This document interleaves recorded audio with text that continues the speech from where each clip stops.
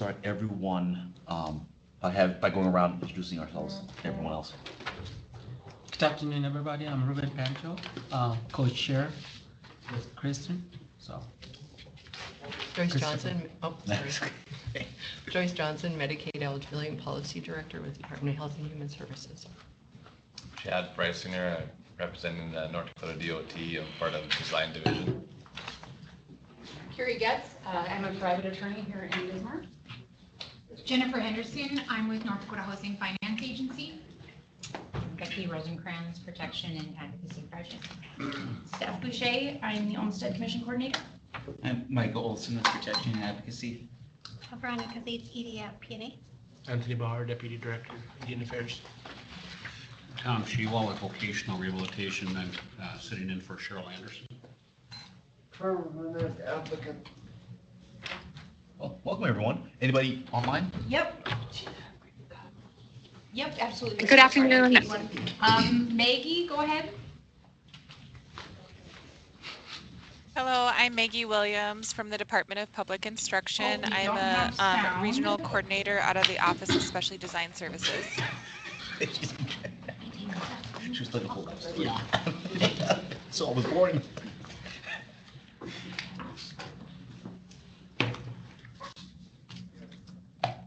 Elisa Mitskog. I represent District 25 in the North Dakota House.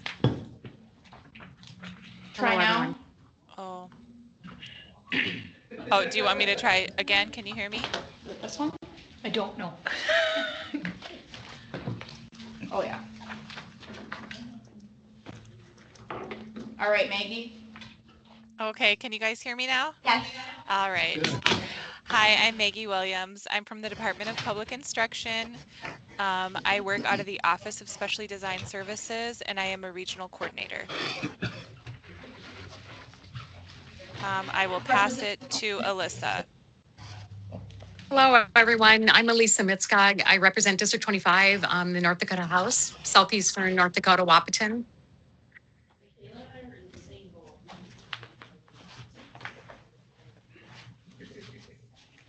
Tanya, you want to go next? Hello, I'm Tanya Taylor. I'm with the Housing Authority of Cass County, their Executive Director. Pat?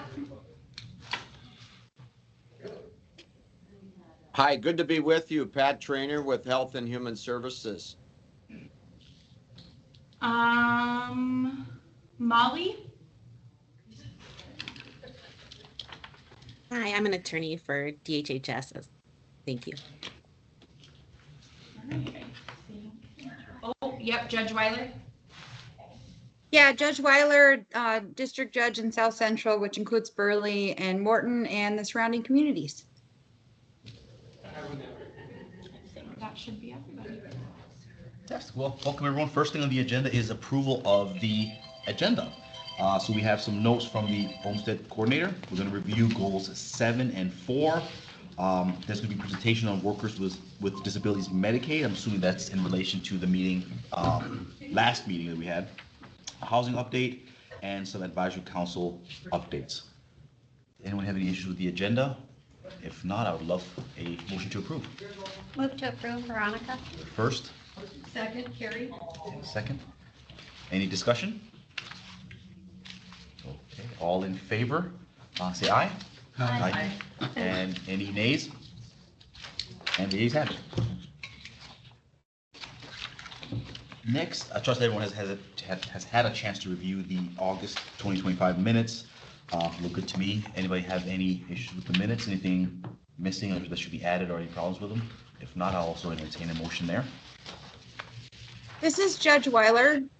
I was just going to point out that my name is spelled with an I, not an IE. I will fix that.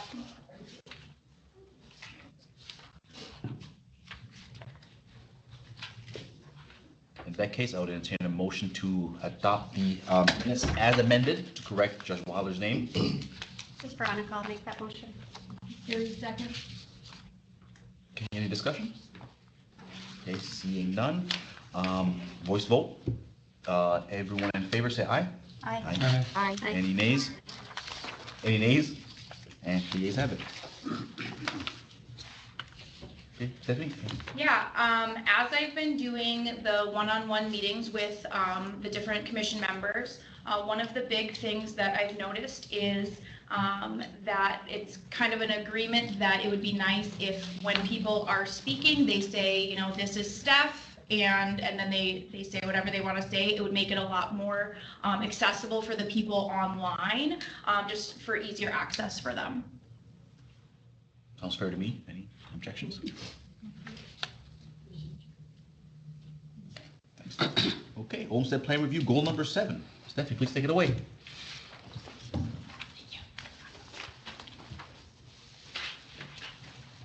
All right, so if you want to flip to that part of the packet.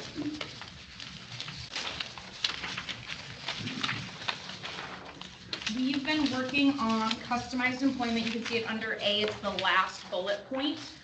Working on participation with certified customized employment specialist training. They used to call it ND Create. What? Oh. So I made a presentation. I don't know if I want to share it through Teams. Do I want to share my screen? Is that the easiest way to? If you have notes and you share it through Teams, people see the notes, but I don't have if you notes. go into the PowerPoint and say share in Teams, then it like is the presenter view. That's what I found. Share my screen. Just open it.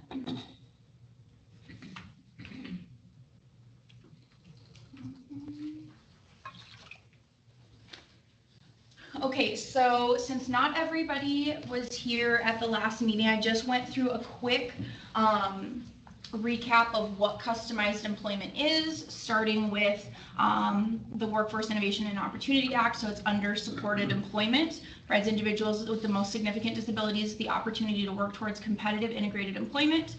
It's individualized or customized and consistent with the unique strengths, abilities, and interests of the individual, including ongoing support services. So then North Dakota's definition is very similar, talks about it either being through job carving, self-employment, or entrepreneurial initiatives. So basically what customized employment is it's going to look at what are the strengths of the individual, and then what are the things that the businesses are looking for, like what is something that the business is using other employees that could be freed up to do something else in their job description, what is something that they need, and then they're matching those two together. Talked about it being for people with the most significant disabilities. They have to require and meet criteria for supported employment and services. Customized employment is part of supported employment services. And then how it works. I know we've gone through this already, but the discovery process, this is where the job seeker is going to explain all of their interests and that kind of stuff, like what they would like to do as a job. So it can take up to 40 hours. VR pays up to 40 hours for the discovery process. Job development, this is where they're going to try to find an employer that needs something that job seeker is looking to do, and then they provide the extended supports. North Dakota's approach, we learned about their North Dakota Center for Persons with Disabilities. They had a grant originally that they were able to start providing the training for customized employment. They were able to, let's see here. I don't know if I can get rid of, there we go. VR talked about how their standard rate of $55 applies to all of the employment services, excluding work experience. So for the discovery phase, they are paying $55 an hour for the 40-hour block, regardless if that 40 hours is met. So they said that it usually takes somewhere between 20 and 40 hours, but they just pay that block. They have 11 providers that have participated in the training. Not all of them are currently utilizing customized employment because of staffing issues. And then it has the numbers here from October 2022 to 2025. There was a total of 36 customized employment cases, 12 closed prior to getting a job. They said there could be a number of reasons for that happening. 13 cases closed after getting a job in the community, making a competitive wage, and 11 cases are still open. The barriers that we have that I've noticed are staffing shortages. They don't have that 20 to 40 hours to spend just on the discovery phase of customized employment. High staff turnover, it's a long process to get trained on doing customized employment. So if somebody leaves that provider, then they have to hire somebody else new and they have to train them. So that high staff turnover, and then the training time is not reimbursable by VR, which is one of the big ones, because the provider has to send their people to get the training, but they're not being able to be reimbursed for that. So are they wanting to send them to do the customized training or customized employment training, or are they just going to do something else like supported employment or some other service that they already have the training in?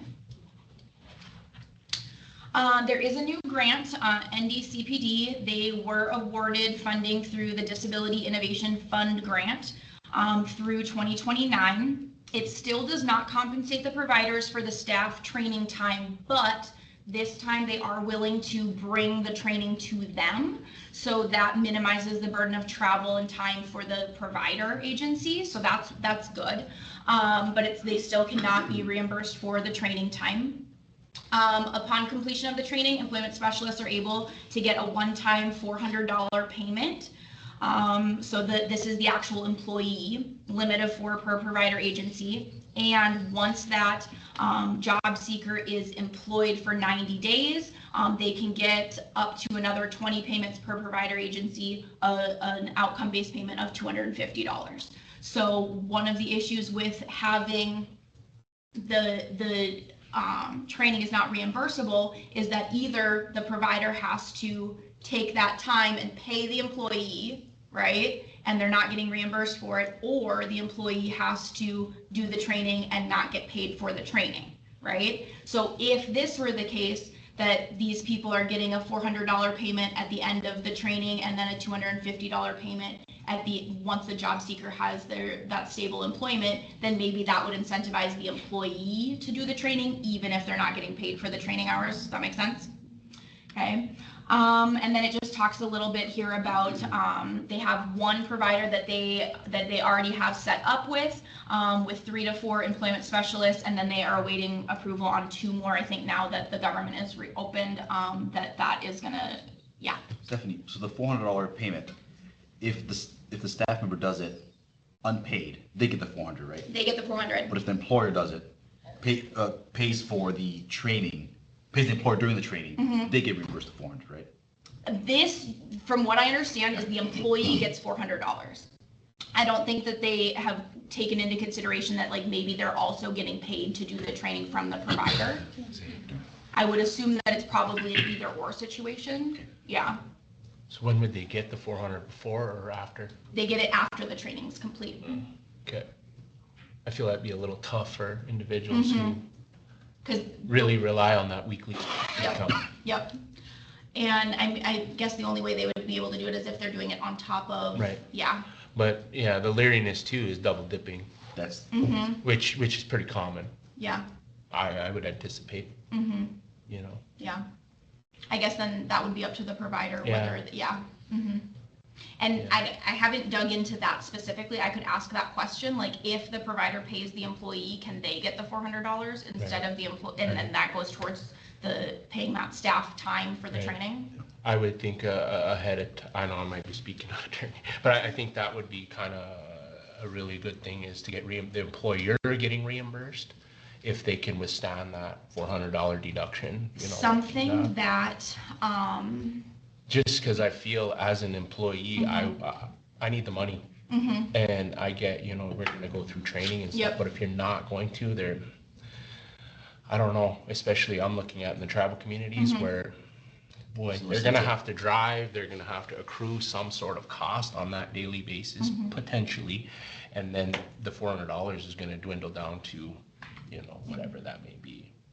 Is if the it turnover, does. I'm sorry, this is Carrie. Or, I'm sorry, I don't mean to interrupt you. No.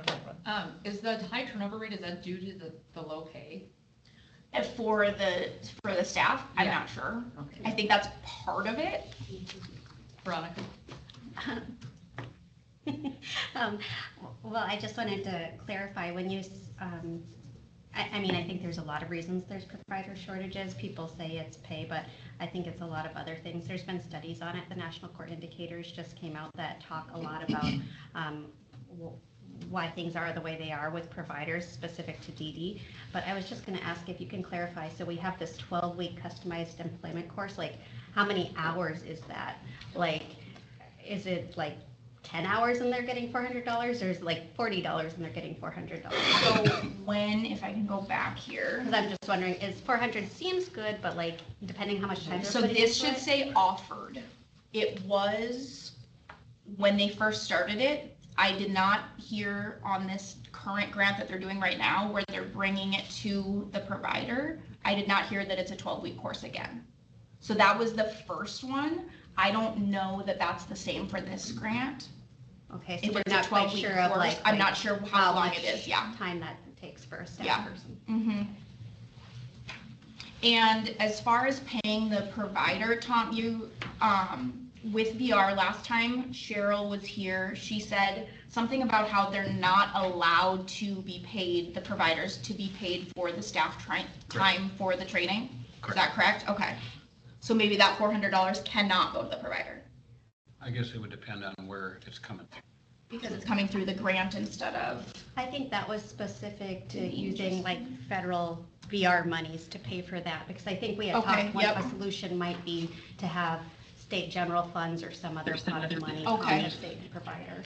Okay. Okay. Oh, General, good. Thank you, Chris. I had a consumer who was I think involved in this program when she was placed at work.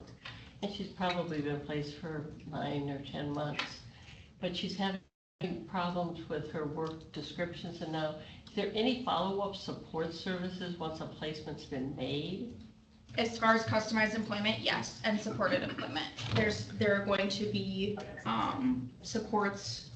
This is, instead of following a description of the job, they're basically carving out a different, like their own position. They're like making up a position that lessens the burden on something else in the company so that other people are able to do other things. So like they kind of make the job description. Well, so that was the situation, the way it started. And then the job description kept changing and she didn't feel like she had any place to go. And so it was that ongoing follow-up once you get placed, what kind of support services, and I don't know this service system. Can I interject? Absolutely. Because there's like, okay, my name is Tom. Oh, and can I interrupt you for 1 second? Tom is here in place of Cheryl on our agenda. Cheryl was supposed to be here. Tom is here in her place. In the event, if it's like something through customized employment, generally there's a continued follow-along. But then we have also short-term where they might have had job coach help to get the job, train them into the job, and now they've disappeared after they were stable. I think that's what happened. Either way, they really should call the regional voc rehab office and ask for assistance, because we can restart services, especially to save a job. Okay. So that's helpful. Thank you. Yeah, because jobs change and people change. Right. And you need that ongoing support. Okay. Please. Okay. So the one that I like the most out of all of the states that I have done some research on as far as customized employment is Colorado. So it talks a little bit about how they got started in customized employment. They had a $300,000 that they were able to use for 3 years to develop their plan. This helped with the cost of the training and the staff time to complete it, which is big. And then they changed their fee schedule to include higher hourly rates for customized employment and milestone payments, and I'll show you those on the next few slides. One of the things that they're looking to do is connect job seekers with employees in training, which is something that North Dakota already does. They like while someone's going through the training, they match them up with a job seeker so that that part of is that correct? Cheryl kind of explained it to me, that the job seeker and the person that's training, they work through the steps together so that part of the training is reimbursable? When possible. Okay. You know, I'm going to add to that because it depends, is there a job seeker available Sure. that is in customized employment? But I don't know if she's referring to, because it might be helpful for, we have other job seekers who need job coach services, but might not require customized employment. I don't know if maybe they're matched as well, and just provide that person in training with that experience. Yeah. So. So this is the financial incentive. I wonder if I skipped, there we go. The financial incentive that they have for customized employment, you can see that they have a much higher rate. So for job placement or coaching services, $55 per hour, for supported employment, $65 per hour, and customized employment, $100 per hour. So they are incentivizing the providers to get the training for their staff so that they can make more money here. It is unclear whether or not they give a higher rate or a higher payment for the services to their staff, but they're getting more. So they would at least be willing to pay for the staff to get the training done in order to make these higher rates. They also get milestone payments. So you can see here, there's like a discovery profile, visual resume. You can see the difference between like the job stability, the job placement for job placement or coaching services. It's $600. For customized employment, it's $1,000. Once they're successfully closed, for coaching services or job placement, it's $1,200. For customized employment, it's $1,400. So there are higher payments throughout, and then they have those milestone payments as well. So this, as I am doing the research on what other states are doing, this seems to be the way to go if we're trying to get the providers to train their staff and pay them to do it and not have to find a way to reimburse them for that. Yeah. Stephanie, this is Chris. 2 slides ago, it said the funding ended. You know why? So this part, they got like a grant just to get it going, just to get it started, but because they have these higher rates, they don't have an issue getting more people that are willing to do the training. Okay. Yeah. So if we're not looking at a way to pay for the training, then I think this would be the way to go. Does that make sense? Yeah. I have a question. Anthony, Yeah. This is Anthony. On that model, do we know the success rate on that model? I don't have numbers on like how many people. Or if they utilized all that funding, or if how Yeah. much of it that they sent back, or was it used? Yeah, I don't know about that. Okay. The only numbers I do have is that they've trained between 75 and 100 people. How much was on? I wonder how much was on their, their workforce or their unemployment or anything like that. What percentage that would be? Kentucky basically does the same thing as Colorado, where they have the higher reimbursement rate. Minnesota, theirs is very similar to ours.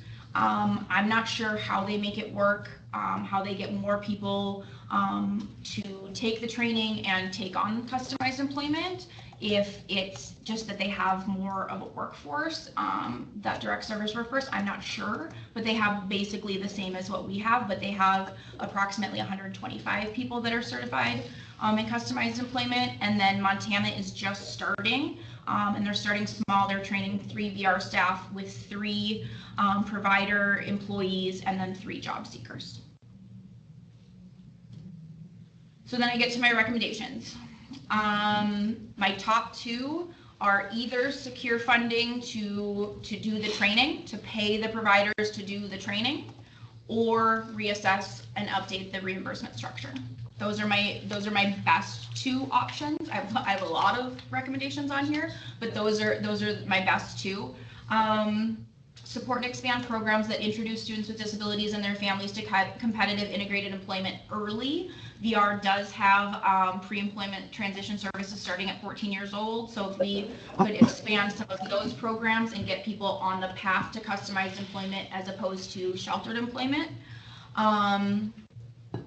Engage in broad marketing efforts such as publishing white papers or other materials to share the successes of customized employment to just make people more aware of it. I feel like that one's a very easy one for us to do. We can share the success of customized employment and hope that more people want to explore that service.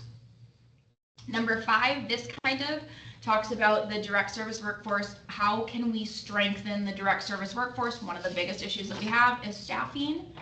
Staffing and turnover, which is staffing, right? So explore the creation of a career path for high school and college students to enter the direct service workforce. Recommend outreach and support for smaller providers. In my talk with Minnesota and Colorado, they both said that the smaller providers, like maybe even just like the one-offs or a couple of people, those are the people that they seem to stick with customized employment better than the larger providers. And that might be due to like the high turnover and that kind of stuff. Support state funded grant initiatives that facilitate provider transformation from sheltered employment, sub-minimum wage models to competitive integrated employment. That's one of the things on our goals. If you look at, I think it's like the first thing on there. Yeah, eliminate sub-minimum wage for people with disabilities. That's one of the first things on there. Encourage the state to apply for the NEON initiative. Basically what this is that it's ongoing mentoring for people that are doing customized employment. And from what I understand is that states can, they can apply for this mentoring. I don't know that I don't know what it costs or anything like that, but the other states agree that if they don't have mentoring, the customized employment will drop off. He's shaking his head like, yeah, definitely. So. And then I'm open to any other ideas that anybody has. Thank you. I'm interested in the sub-minimum wage in the workforce, particularly with the large DD facilities who do a lot of vocational training and place, you know, at least 50% of the people in competitive job positions. Do you know what percentage are sub-minimum wage and what are not? Because I think in many of the programs, they have work placements. And I know that I think I'm the president of the board of one that I believe almost half our clients are getting paid above minimum wage. But they're still in the sheltered workshop No, environment? no, they're out. Okay. No, they're out and working real jobs. And so I think it would be important for us to look at how many people are in that sub-minimum wage group with the developmental disabilities group, because at least in my community, most of them are above minimum wage. And I don't know that that's true statewide, but I think because that's mostly through the DD system rather than VR system. And so I don't know if we have that data. I have from the Department of Labor. I was just going to note, I visited with somebody at the state VR office probably about a year ago, and they shared some statistics on their 511 reviews, which is something that VR goes into all of these sub-minimum wage workplace, and they have to each year, they're like required to ask like, you know, do you like working here? Do you want other options? Those kinds of things. And so looking at their end of the data, it did really seem like it is going down, but even if that is trending down, I still think that's like a pretty big group of people that could be impacted. But that's the sub-minimum wage group. But what's our percentage of sub-minimum wage and regular wage? I think it's small. You think the sub-minimum wage is smaller than the people getting minimum wage? Because I think that's a critical piece to look at. Because I think getting providers to take the training, if they're already able to get people into, I mean, I happen to, one of my favorite individuals with a developmental disability is up to $22 an hour now. And it's like, okay, you know, that's not a bad wage. And so it's interesting if we don't have that side, and because well, Greenham sees pieces of it, DD probably sees different pieces of it, and we might not have that whole picture. Well, I'd also think there is something within the waiver system when people are getting pre-vocational services, where they're not, I feel like sometimes that inadvertently funnels people to jobs that pay less or may not comply with what their interests and skill set may be. So I think that's another piece of the puzzle to also look at it, and I think that contributes to more sheltered or segregated or unfair wages. Well, I totally agree with that. But there's been so much movement out of both sheltered employment into regular employment, and it would be nice to be able to see the whole picture. Oh, great. I think that's important. This is Carrie. I'm a Special Olympics coach, and my brother is also working a sub-minimum wage job, which I can hardly stand. I will be honest with you. I feel that, I'm glad he's working, but it feels like wage theft to me. It's exploitation of the service. I understand that, there's a purpose for it and whatnot, but nobody's ever asked him, as far as I can tell, what he would like to do, He cleans bars. That is not anything growing up as a sister that he would choose to do. So I would hope that it is going down, but there's very many athletes that have been on my teams that also work with my brother. So as far as what I've seen, I haven't seen a lot of them moving into regular jobs here in Bismarck. Interesting. So so we're not maybe seeing the whole at all. yeah, so that would be interesting information to pull. Yes. So The Department of Labor gave me statistics from 2023, 199 individuals at 6 organizations. And for 2024, 66 individuals at 3 organizations. On the Department of Labor for the United States, it shows that there are 5 organizations that have the certificate to be able to do it, but as far as in 2024, there were only 3. We don't have the data for 2025 yet. So It's the trending down. The sub-minimum wage things are coming down. That is good. So it just doesn't. But it's not all the way gone. No. Yeah. Well, and it's worth noting, I think something like 16, 17 states have put together state laws that have focused on phasing out sub-minimum wage, through a variety of avenues as well. This is Jennifer. How there's a certification process that exists for an employer to pay that sub-minimum wage. So is that, the task is to look at what is that, why is that allowed? What are those duties that allow for and should that be eliminated? Is that something that the commission could look at? Well, those are things put together at the federal level, and there is actually a bill, probably somewhere sitting in the back room while nobody works on it, to eliminate this at the federal level, but it hasn't really picked up steam. So I don't know that our approach could be to change those requirements or how that certification works, because I think that's something that comes from the feds. I think on our end, it would be more about putting together legislation that says North Dakota is not going to be entertaining new 14C certificates, or, there's a whole lot of strategy on what that could look like. But I think it has to be a state level thing. Stephanie, this is Chris. Option number 1. So Colorado needed 300,000. How much would North Dakota need, and to which agency would it go? Would it be Protection Advocacy, Job Service? So you got me excited there. It was somebody needs to give us $300,000. So they had 300,000 to begin with, and that was for those first few years. I could see if they, you had asked if there was extra money at the end, if they did that seem like it was a good amount to be able to get nearly 100 people trained in customized employment. I could look into that. I don't know what, as far as who would handle that. I think probably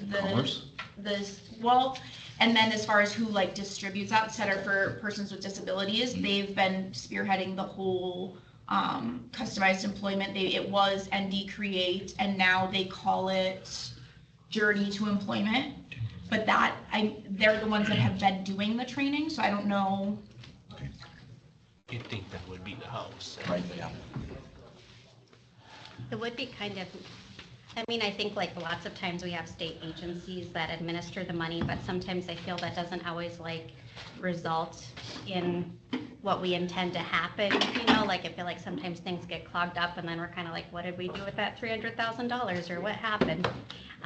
So it is kind of appealing to think about an idea where you would like grant it out and you are ensured that, you know, X amount of dollars goes directly to those providers to pay their people. I mean, that's kind of appealing, but. So the issue But it there has is its you can't really positives and name the providers in the bill because then the Right. gifting Yeah. issue becomes, yeah, you have to, yeah. Well, and because we're looking at all disabilities, you know, that's a bit challenging too. You know, because you've got, you know, pretty seriously physically disabled with very bright and very capable of thinking and doing good work. And it's having those skills outside of systems like DD where you've got other issues. Yeah, I mean, I look at right away the blind. The blind is completely gonna be different.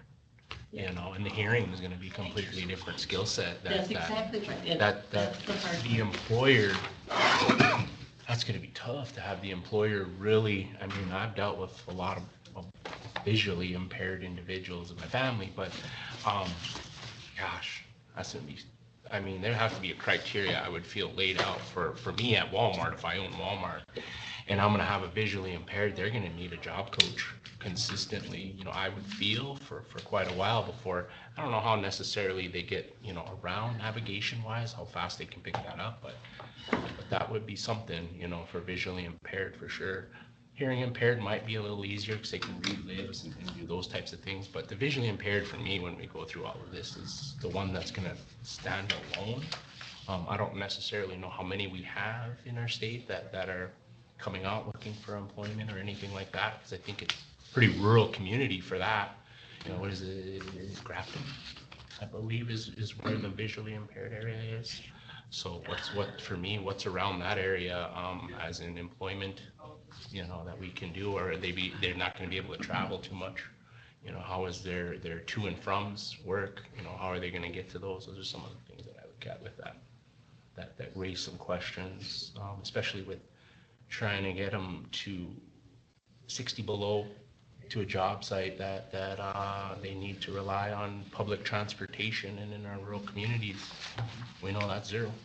You know, so it's another hurdle also of consistent transportation. I know, and when I was opening facilities, we did go and utilize a lot of these individuals that could come help us in some of those areas. We know a lot of them that clean bars. A lot of them have done that for me through those programs in the tri-state area, which they need transportation. You know, they really, really do. And I've had to, my managers have had to pick up employees and stuff to get them there to clean, or we had to do it, you know. So definitely transportation in those rural communities, the ones who are really unable to get there consistently is something I would look at. Consistent transportation. This is Tom. I'm going to item number 9 on this list of questions with customized employment. Yes, please. And there's a question mark on the end, and I always said I can answer questions. So, because I work at the level of where the rubber hits the road with customized employment. Several years ago, we had 3 providers providing it, then 2, and then now 1. It doesn't seem, my concern is we can train people, but then with the turnover, we lose the people trained, and how regular is the training going to be and things like that. In my humble opinion, in our area and maybe across the state, to me, would make more sense if we had someone who was more of a, with the different processes of customized employment. The first process is a discovery process. The discovery process is probably one of the most important meetings, because that's where everybody comes together who's important to this individual to help figure out, you know, what questions to this, who's important in this life, what things to investigate. And that takes a special set of skills to coordinate that and get the ball rolling in the right direction. In my opinion, it'd almost be better if that were one or two people across the state who could serve all the communities. Because the first step is the most important step. And it doesn't happen enough, even in Bismarck, where I think someone can maintain those skills. And if for instance, when we had 3 providers, if 1 or 2 providers had 1 or 2 cases a year, that's a lot. And but then you have turnover. So now you're trying to teach that skill to the new person, but the person who had the skill left already. So I'm wondering if there's a way that there can be like, how to say more, 1 or 2 people who are good at it, being able to go and assist the provider and the rehab team, have that meeting and then be consulted on the process, because then after that meeting, then you send someone out to do and follow up on all the questions related to that discovery meeting, trying to discover like a home visit, maybe looking in the community, seeing what kind of jobs are available, seeing if there's employers who could benefit from customized employment, things like that. That person has to be local, so I'm wondering, and I'm just wondering if there's a different format, or approach that might. This is Carrie. In listening to you talk, and I haven't actually notes in here about this, about how, when people are sick or elderly, we have a system where they're taken care of by, doctors, nurses, CNAs, right? We have different levels of professionals, different levels of skills, different levels of training and care. When we have situations like this, when it comes to people with disabilities and quality of life, it seems like we have a whole bunch of CNAs running around, but not any nurses or doctors at those levels. What it sounds like that type of program would need would be a social worker or somebody at that level that would be more of a professional to help administer and really get that process started. That, to me, that sounds like the skills that a social worker might have. But, we should be, I suppose, wanting to draw people from the social work background or from, special education training or things like that to make these competitive, but we would have to increase the pay for those roles and create those roles in more of a professional capacity. And my point is, though, that, if you have a couple of people who can serve the entire state for that discovery process, and then maybe the consultants that to provide that consultation service to the vendors, the providers who are then doing the rest of the legwork, doing it'd probably be more consistency, and then we might end up having more buy-in, because from the field, people are still a little confused as to the process and even the concept, and it's because there's been so much change among the front end that to me, it's a simple process, and it's a beautiful process. It makes a lot of sense, but it's some people are still confused by the process. The concept of helping someone carve out a job, not just help them find a new job, but carving out a job is a different concept for a lot of people. And it just, if we don't have that consistent, champion or a couple champions in contact with the people who are doing the work, I think I'm worried it's just going to be the same thing, different day, I agree, it's a challenge, specifically if you're looking at DSPs to train, because I think that's probably like the profession level you're seeing the highest turnover with. But if you got into doing this with like middle management, somebody like a program coordinator or house manager, somebody who's maybe like with the provider a little bit longer, that might be a little bit more effective. I'd be afraid if you just had like 1 or 2 people around the state that are totally removed from the organization, that it's going to be kind of like I pop into the provider once or twice a year, say, hey, how's it going? And like doesn't really get an outcome. Like I think there is something to be said for having somebody in the organization saying competitive employment's important to us, and like we're committed to this, and like what that does for an organization culturally. But you have a valid point.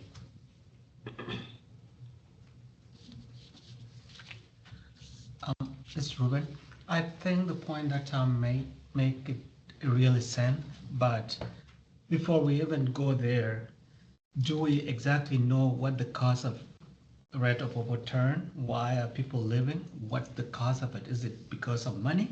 Is it because of the system? which is not understood, or what exactly is facing that or causing that. When we get exactly what the cause of it, then we will see exactly what formula should we use in order to get into that. But we have to know the cause first before we dive into that. However, your point makes sense, if we know exactly what the cause of it. And it takes a special person to train, consistently like that. It takes a normal. I'm pretty sure we're cutting corners in our businesses just training anybody. Because we don't have the time, we don't have the workforce to do it. I know a couple institutions right now, that there's one person training, and they're the executive director to try to build an organization and then train and get those individuals up to speed, and then bring in, a completely different skill set of employee that is going to need more hands-on and more one-on-one than anything, that's what I get leery of. And then the biggest problem we have is no people in this state that to train. So to find an organization that really has the amount of people to train on a consistent basis is going to be a challenge for us with this. They're having it kind of consistently with it now, and that's what I'm trying to rack my brain around, how, what time on their 40 hours a week or on their 8-hour, 6, 9, 10-hour day are they going to be able to break off to be a job coach on a consistent basis for that when the organization has one or two? And how are we going to motivate that person? We can't just I don't think keep throwing dollars at them, because dollars don't mean much when we can't go home to our kids and family. A little bit is how I look at it, especially after an 8-hour day. So I feel that that's where the corner's cutting. Maybe that's part of the reason they're not staying. Or when he said we got to find out the real reason, I think that. Well, that and too. I think workforce is going to be like a challenge when we look at any Yeah. single one of these goals that are in the Olmstead plan. And I don't know that it's for us to dig down and say, this is the problem and we're going to solve the workforce problem. If it was that easy, people would have already done it. But I think we have to think what can we do? Is it investing in customized employment, whether through a grant or a payment system through a state agency or what have you, and put it out there so we're not the only people trying to solve this problem. I did Because like if we just say we have to deal with all the workforce stuff, I feel like we're just going to spin our wheels on every other topic, because there's really not an obvious easy solution for us in that respect. The Colorado thing for me was probably would be the most enticing and effective if I seen it, trying to him and haw around a few $400. I'm going to rack them in my brain. Is this going to be worth it on a 40-hour basis? Is this going to be worth my effort as a teacher to do it? Probably not, and then I'm not even going to. So if I see something that looks eye-appealing, I feel I'll probably give it some more attention and probably want to go down that road and give up some time and effort on my half to make this work. This is Steph, doing the higher payment per hour and the milestone payment or something like that. Yeah, Okay. I feel if I got to do the math, I'm probably not going to do it. If I got to sit here and kind of decipher how much this is going to be on an hourly basis and if this is going to be worth my time, they may ask too much. I'm not going to do it. I'll just keep doing what I'm doing. But if it's something on there that where they can incentivize and maybe they'll look at it a little more aptly. And last time Cheryl was here, she said that it isn't super simple to just update the reimbursement structure. She said that it would take a bit. Take updating the entire reimbursement structure for all of the employment services. Is that correct, Tom? I believe so. Okay, so it's not just a quick fix and then you have to find the money to be able to do that, right? The one thing that she did say was that if you are going to pay, so right now it's the block of 40 hours for the discovery phase. If you pay per hour, she said most people do not get to that 40 hours. So BR is reimbursing for 40 hours, but maybe they're only taking 20 hours. If they only reimburse for the hours that they're actually using to do that phase, then maybe that frees up some money to be able to do some of the milestone payments or the higher rate or whatever it might be.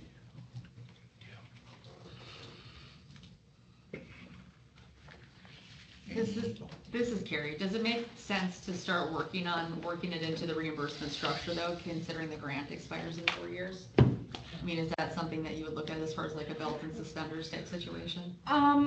Well, so the grant is just to do the training. Oh, okay. To get the train. So once, and this is to bring the training to the provider, and just to get more people trained. So if you could reassess the reimbursement structure, that would stay in place, and then in the future, if they could get paid more for that, then that would incentivize the providers to get their staff trained and pay them for it. Thank you. This is Kathy Hogan. The providers that we're talking about, do they cross all disabilities types? Are there people who work with the visually and the deaf, and all types of providers are offered this training? And do we know if they've used them? What types of providers are we actually training now? The providers, this is Tom, the providers we have now will work with any population group. So the person that, for instance, Pride or HIT, they'll work with someone who has intellectual disability or someone who has any kind of disability, vision, or if they need a job coach. Okay, We so work with people it's who like are, separate from the DD system or separate from the other systems. if they have the need for a job coach, it doesn't matter what their diagnosis is, they are willing to provide services. And how many providers do we have in the state? That I'm not aware of. That I couldn't answer. That do customized employment? Is that what you're asking? Yeah, or all that could, that could do customized. How many providers are there? You know, are we talking about 20 providers or are we talking about 200? Because that's a big difference. And then how do we engage, and have we just asked them? How do we engage with them? The biggest thing is that they don't have the staff to do that they would rather do something that takes less time. Customized employment takes more time, and the high turnover. You've asked that of all the providers? Not of all the providers, but just in what in my research, that's what I'm hearing that is coming from the providers. Well, see, I was just thinking to get even the list of who's providing this kind of service now. There's a list online. I could pull it up. Yeah. So just for clarification, Tom, this is Carrie. Am I to understand that if somebody is visually impaired, they would seek services from potentially Pride or Enable, or one of those people, they would cross over from that DD service over to provide services for the visually impaired person? Or is there a specific organization that works with the visually impaired that you hook them up with? When you're talking about job coach services, if you need a job coach, most of the people who are deaf or who are blind that we work with don't need a job coach. Okay. But if they do need the assistance of a job coach, then they get to help pick which provider they want, whether it be Pride. In our region, it would be whether it be Pride or HIT right now. Okay. Thank you. Do you work with any of the 1915I providers? Because I know they have some like different job-related services under that new waiver, and that's specific for like mental illness and brain injury. But I know they've really struggled to get providers going, so maybe you don't know. Correct. How do you say, it used to be something we're more involved with. It doesn't seem to be as involved now. All I can say is if someone comes to our door and wants our services, we provide it if they qualify, and most people qualify for our services.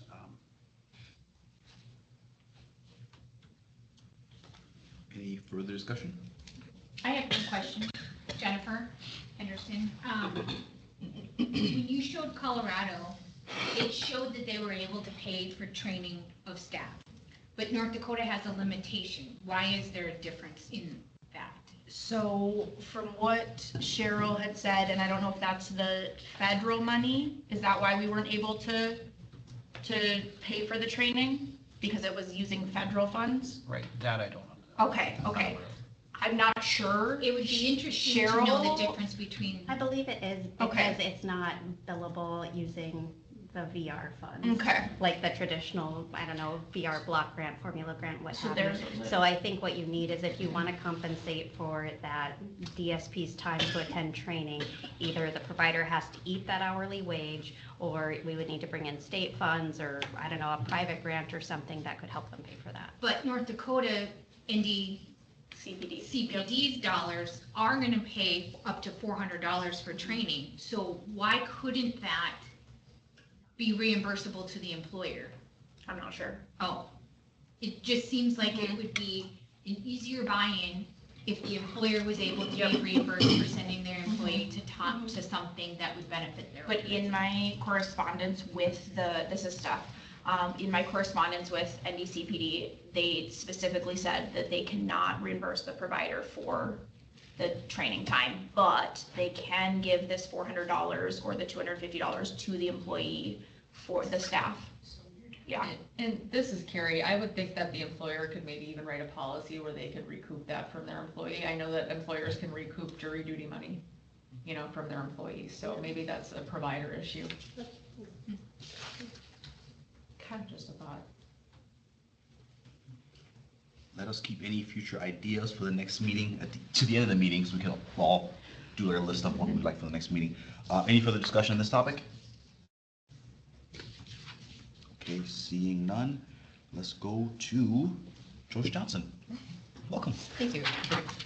Joyce Johnson, Medicaid Policy Eligibility Director with the Department of Health and Human Services. Mary, I'm going to talk to you today about workers with disabilities. It is a program that covers individuals starting at age 16 in the month that they turn 16 if they're working somewhere and are making enough money that would put them over income guideline where it would make them either med needy or they could buy into Medicaid. And it goes up to age 64 and 11 months because once somebody turns 65, they're no longer eligible for that program. We actually have our system set up so that the month before they turn 65, we will do a review of their Medicaid eligibility to make sure that they continue eligible. Can I interrupt you for a second? Can I put it on here? You can put it on there. Okay. Yeah, I have. I'll do that. And any individual that is eligible for SSI, Supplemental Security Income Benefit, is categorically eligible for Medicaid and therefore would not qualify for the Workers with Disabilities Program because they have full Medicaid coverage to begin with once they qualify for that. There are certain circumstances due to their work history that they lose their SSI. It's considered 1619A or 1619B. They're still considered disabled, so they could, at that point in time, they could apply for Workers with Disabilities Program. We have, Medicaid has a financial eligibility asset determination. It's $3,000 for one individual, for one person household, $6,000 for two, and it's an additional $25 for each member after that. Typically, we probably, with workers with disabilities, we might see a husband and wife. Not very often do we see kids, but they can also have up to an additional $10,000. So they could actually have assets of $13,000. Income, we look at earned income, we look at unearned income. We look at wages, self-employment, or other paid work. We also look at unearned income, which is the Social Security, pensions, life estate, and more income. We also do disregard if somebody gets a third or fifth paycheck. Those are disregarded. We don't look at interest income or occasional small gifts. Part B, Medicare premiums that get refunded because somebody qualifies for one of the Medicare savings programs. We do not count that as income to a household member. George, may I interrupt? This is Chris. Are you seeing fewer people qualify for Medicaid now with that asset limitation? Because I used to litigate that 10 years ago for HHS. And I'm assuming now with inflation, that $3,000, $6,000 is way fewer people. We're pretty much staying steady at individuals that are covered for Medicaid, and I'd have to look at my chart to see. But mostly, right now, we have like 107,600 individuals on, which we have been kind of running between 107, 108,000 individuals on, which would also include our expansion population, children and families, foster care, sub-adopt households. So we haven't, when COVID hit, before we unwound from that, we were right around 136,000 individuals on. Okay, thank you. Okay. Senator, yes. We had major discussions in the legislative session about that asset limitation because it's so low. Old, it's been there for a while, it's been the same numbers. It's been there for decades. I think that would have been one of my asks to get it increased a little bit. Yeah.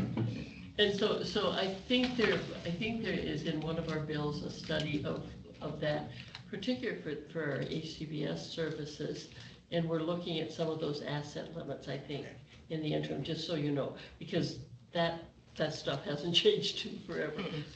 The other issue is I'm always impressed with people who are on disability who get pressured to go to work and then worry about losing their Medicaid. I have a friend who works in a kitchen in a hospital, and she's always pressured to work more hours, but she always is at risk of losing her Medicaid, and that kind of balance between this and the demands of your employer while you have to protect your Medicaid insurance. And that's a really interesting one. Well, I actually, before I started at the state, I did Medicaid at Morton County for like 20 years. And one of my programs that I did was workers with disabilities. And I did have one or two clients that would call me because they wanted them to work extra hours, or they worked extra hours at the holidays. How is this going to affect? And stuff. So it was like, I really like the third and fifth paycheck. Yeah, we have excluded that for our non-ACA households for years now. For years and years. Because that's really important, because paycheck periods can mess up their eligibility so quickly that it's just really a challenge. And particularly if you lose your disability, because that's your base living, it's really a challenge. Please. Okay, thanks. And then I put in our income level charts, which covers our ACA and non-ACA. So we have the workers with disabilities, which is at the 225%. And we also have the Children's with Disabilities program up there, which is at 250% of poverty level. These increase every April. We get, actually they do a consumer price index increase. The numbers come out in like towards the end of January, but North Dakota increases our levels April 1 of every year. And then the next chart is pretty much our ACA Medicaid chart, which would be our children, family, able-bodied adults, and it would include our CHIP children. Okay, and I also threw in some case examples, and these are real live examples of individuals that are on Workers with Disabilities program. This first individual, he had gross earnings of $52,3633, and before we allowed for any, if we had not allowed, well, this individual actually is not eligible for Workers with Disabilities, because in addition to that, he is getting Social Security benefits.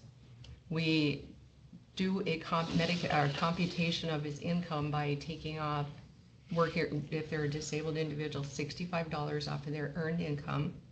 And then after the $65 is taken off, we take off half of that. So we're only counting half of that, along with, we allow a standard deduction of $20, plus if they're paying their Medicare Part B premium, we deduct off of that for that also. This individual, based on his earnings and his Social Security benefits, he was not eligible for Medicaid, but for Workers with Disabilities. He could be eligible for Medicaid, but his client share is over $2,000. So he'd have to meet the $2,197.57 in client share each month before Medicaid would pick anything up. So this individual had applied, was not eligible for Workers with Disabilities. And in case example number 2. The danger, yeah. You make too much money, you lose your benefits. Yep. So you look at the gross and not the net. When we look at, first of all, we do a determination of Medicaid eligibility, which is we look at a net. And if they pass that, then we look at their gross earned and unearned income and do 5% of that. That's in our state plan. I have looked at, trust me, we've done a lot of exploring on this. We have looked at other states and seen how they're doing some of their computations, what their state plans are and so forth. So this next individual, he had gross earned and unearned income of $28,51. He was actually getting wages of $282.51, plus in addition to that, he was getting 2 Social Security benefits. Between all of that, brought his income up to the $28,51. So we took off of his $282.51. We gave him a disregard of $65, and then what was left over after that, we took half of that. So we were actually had, and then the standard deduction. So and then his Medicare premium. So his net income was actually $24,49.76. And the income level for one on workers with disability is $29,35. Based on that, he would be eligible for the workers with disability program. And his premium is $141 a month because we took his gross earned and unearned income of $28,2851 times 5%. And then that last, sorry, this is Steph. That last is just if he wouldn't have. If he wouldn't have been eligible. Then that's what his client share would have been. His client share would have been on the traditional. $1,275.76 because the income level for one is $1,174. Okay. That's why if you work and get money, you take a risk. Also, my brother works the minimum wage as well. Yeah. I get that part of it. Yeah, it's really a complicated mess. Here, example number 2, is that a one-person household? Yeah, all of these are one-person households. So how often do you do the calculation? On monthly It's monthly. basis? Oh, It's monthly. wow. You know, they have to turn in their income monthly because It's hard. it's been suggested that we do something differently, but we're worried that if they don't turn their income in monthly, there's gonna be some months that their income is higher than other months, and then we're overcharging them. We're giving them higher premium each month if we do a calculation at a certain point in time. Some individuals with disabilities, this is very difficult to comprehend because most of us in this room can't comprehend it. I'm rather confused by the formulas, but beyond that, so like looking at your example number 2, if you are eligible, like it's taking about half of his wages for the month and putting him toward that workers with disabilities premium. But if he was for some reason decided not to be on the workers with disabilities program, he'd be looking at paying out $1,275 for his client share. Yes. In which case, why would anybody bother working? Yeah. That's the point. Okay, just want to make sure. Unless they, well, The consequence. yeah. Well, I'm like trying to, maybe I'm oversimplifying it, so if you have comments, like for sure tell me. It's just a lot to try and absorb. It is a lot to absorb. It is a lot to understand, and fortunately, there's a lot of, like you got the Pride, you got the Ables, you got the hits that are out there working with these individuals, because when I was working in the county, we worked closely with them. You know, they come in and they bring in the wages each month, and we get that taken care of in that direction. Do you have a scenario where a worker didn't take a promotion out of fear of that happening? I'm thinking the individual that I was actually working with, not that he didn't take a promotion, but he wouldn't work the extra hours to make the extra income because it would put him over the guidelines. That's what happens. And that's what they're concerned about, is that they go over the guidelines and they end up with a high client share versus paying the premium, the lower premium. I would also venture to guess that it doesn't make them very promotable either, their employer. Well, they're not promotable, and their employers pressure them to work because they're so short. No, that'd be Thanksgiving, Christmas, all these holidays, all of that. There's no incentive to work. Well, or that they inadvertently take the hours, not understanding how that could impact their benefit. So if you find that, like, this person 11 months in a row has been like, earning the exact same income, all of a sudden you get a paycheck for October that says, they work too much, And so like, what does getting kicked off the program look like? Is it just like it's a pause button and they They're fall not- back to some other benefit that like protects them? Well, or- they fall back to the client share Okay. is what would happen. So so this person works a few hours too many and then they're on the hook for $1,300. Can they get back on the workers with disabilities? This is Yes. stuff they can get back on the next month after that if it's back to the other normal amount? Yes. Okay. But they have to pay the higher amount first. Well, For they, that month. they don't have Yeah. to pay it, they'd have to meet that. Because the client share is what they have to meet each month, kind of like a deductible, but it's a monthly deductible. So they'd have to meet that each month before Medicaid would even pay anything. And That's then- why it's yeah. And then they worry if too many months they've had it, they could jeopardize their social security. So there's a secondary risk, not just your Medicaid, but your actual social security. So this is a complicated structure to manage. Yes. We've both done this. I agree with you, Kathy, on that one. Sorry, Logan. We do know. I will go over one more example because the last two examples actually indicate based on what their gross income would be, that if we just looked at their gross income and didn't look at the 65 and a half, the $20 standard disregard and the $185 for their Medicare, they would not be eligible because their gross income puts them over the 2935 income level. Based on what they are working, like the first gentleman, he's got gross wages of $1,566. His Social Security is $1,389. His gross wage is $2,955, which is like minimal over that income level because the income level is $2,935. So if we would have just looked at the gross for him, he would not be eligible. For the workers with disability, we'd be looking at a client share of $760.50 for that individual. And the fourth example, that was another one where if we looked at his gross income, he would not be eligible because his gross income was $3255.16 with his work and Social Security benefits.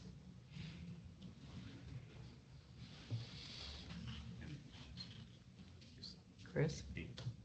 800 a week? Month. Gross, right? That'd be They're talking about monthly. Yeah, so it'd be 800 a week, gross, and he wouldn't have qualified. Well, you gotta look at his Social Security benefit Well, yeah. though too, yeah.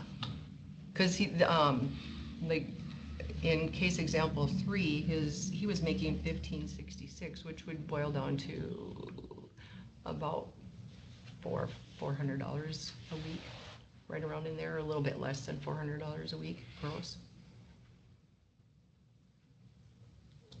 In addition to then his Social Security. I know some of the people who are working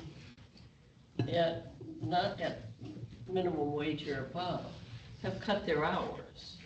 That's what they've done. And so that's a dilemma too, because they didn't really want to cut their hours. This is Jennifer.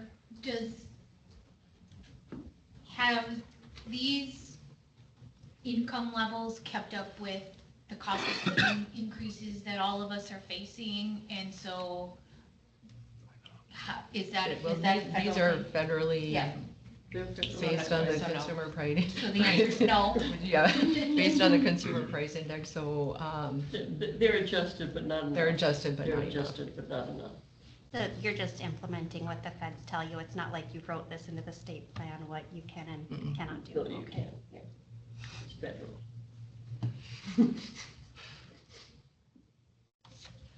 So I'm gonna skip over number 11, the fourth example, because that would be another one. Then we have the medically needy program versus client share versus WWD. Medically needy individuals are typically people that are age, blind, disabled. We look at the federal poverty level for the medically needy, which is, and allow any deductions off of that. And in order to really be Medicaid eligible, if you're on med needy and with the client share, you have to meet that client share in the month to truly be eligible for Medicaid, where Medicaid is actually picking up some of your medical needs. Client share, of course, is kind of like the deductible, kind of like I went over already with some of these individuals. We allow off of their earnings and stuff like that, what deductions we can use, and go from there. And then, of course, the workers with disabilities premium is 5% of the countable gross income, earned and unearned. This is Steph, is it gross, is it their gross income, like, in some, like, in our last presentation, at our last meeting, there was a little bit of confusion of countable income, gross countable income, like. Well, we look at the gross, I'm gonna say countable income, because there are disregarded incomes that we don't use. So the only income that we really use is income that we can count. Okay. And stuff, because there's a whole list of disregarded income that we do not use at all. Do you have any sense of the balance between medically needy clients and clients with disabilities? The balance between those two? If the client have a choice, right? Which one they could go in, and how do they choose? Joyce, that was an unfair question, I'm sorry. She's looking at me like. No, because I think that came up at the last meeting also. That is what came up at the last meeting. Yeah, because how. And technically, a lot of times it is, they potentially have an advocate or something. Yeah. Working with them, or they know. Yeah. They know, they've heard about the program from somebody else. Yeah, word of. And stuff. And I know that came up at the last meeting that you guys had. We have been, my team has worked on a process whereby if somebody is disabled and applies for Medicaid, we would be testing them automatically for the Workers with Disabilities program. Unfortunately, we have the HR1, Big Beautiful Bill, that's coming in that has timelines on it that need to get taken care of. We have, last legislative session, we also have that coming up where children on waivered services, we won't look at their, if they have any social security or child support. That's coming up in July of this year. So between all of that, and we might have had some glitches last month because in October, with the shutdown, SNAP ran into the issue where they did not have funding to pay for November, so they were trying to, they had a push going to get SNAP benefits for October. Anybody that applied for October said they could get their benefits taken care of. So some individuals on workers with disabilities cases may not have gotten processed timely, and they may have gotten out some notices. We are aware of that. We are, I guess I'm gonna skip over this. I'm gonna take you to like screen 14. Let's do that. Huh? Yep. This one? Yep, that Okay. one. You know, we had our legacy vision system, which was working really, really well after many, many years of streamlining it and getting it going and everything. So it was working. COVID hit, and we were still in our legacy systems. So COVID hit. We were actually gonna go live with moving our age blind and disabled population cases over to our spaces eligibility system, like around May, sure, around in there, and COVID hit. And everything was kind of like pushed back because we had to get systems updated because the Families First Coronavirus Response Act, where we couldn't take anybody off of Medicaid. So we had to get our systems up and running for that. And then starting in April of 2020, we started converting the cases, knowing that we couldn't charge any enrollment fees for anybody newly on workers with disability or premiums. So we had to get that all pushed back and stopped also. Then the unwinding started. And we actually delayed workers with disabilities because we started unwinding in May of 2023, with the first time we could take anybody off was, because we had to review the cases, the first time we could take anybody off was June 1 of 2023. We did push back the workers with disabilities to even start reviewing them until July of 2023 because we had to get some reports and find out who paid, who didn't pay the enrollment fee, send out some letters, get all that going. So we started re-implementing that in July of 2023. In the meantime, most of the payments were going into our Department of Health and Human Services into fiscal because we send out a payment voucher or a thing to make your payment each month. Can't remember what it is because it's like, okay. Anyway, it's a little tear-off thing that has like their ID, Medicaid ID number on there, what they're supposed to pay and everything. That is sent into the state and goes right to our fiscal unit. If somebody doesn't have that and doesn't send it in, those checks are then kind of floating around a little bit and eventually end up where they are now going to somebody on my staff who is doing a credit form so that we can send it over to fiscal so that it can get acknowledged over there. So plus in the meantime, fiscal has had some people leave, like Tom had indicated, there is people leaving jobs and retraining and all of that going on. So we are diligently working. Right now we have zone supervisors. I do a report up monthly of all the individuals that are on workers with disabilities. I send it to a group of zone supervisors who are managing it and making sure that these cases get authorized hopefully by advance notice deadline. Because advance notice deadline, if a case isn't authorized, a notice will go out telling them that their case is going to close. We have had instances with being in their new system now that we occasionally have had months fall off the radar, which then they've gotten notified that their case is going to close because they haven't paid their premiums for 3 months. So now we are diligently watching that. One of my staff is actually monitoring that on a daily basis. Any checks that come into fiscal, they're doing a spreadsheet. It's coming. We have access to that spreadsheet and entering these cases into the system because all the premiums have to be entered into our eligibility system in order for the process to flow the way it's supposed to. And one of our dreams is that with the new build and everything that we want to do so that we're automatically testing individuals is that they can pay online. Part of that process would include, they are looking at including other programs within the state because like economic assistance, they have people that are repaying SNAP, they have child care assistants that make payments. LIHEAP makes some payments. Fraud unit, if they had somebody that they're getting monthly payments in for because they had some fraud happen that they're making payments on, that could all be done and the department would kind of like to do that all in at one time. In the meantime, we meet like monthly with the human services zone supervisors. We're giving them reminders to get back to the staff.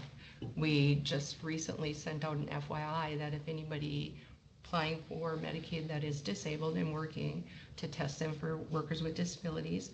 They're reviewing any cases that have individuals that are disabled and working, that they test them for workers with disabilities.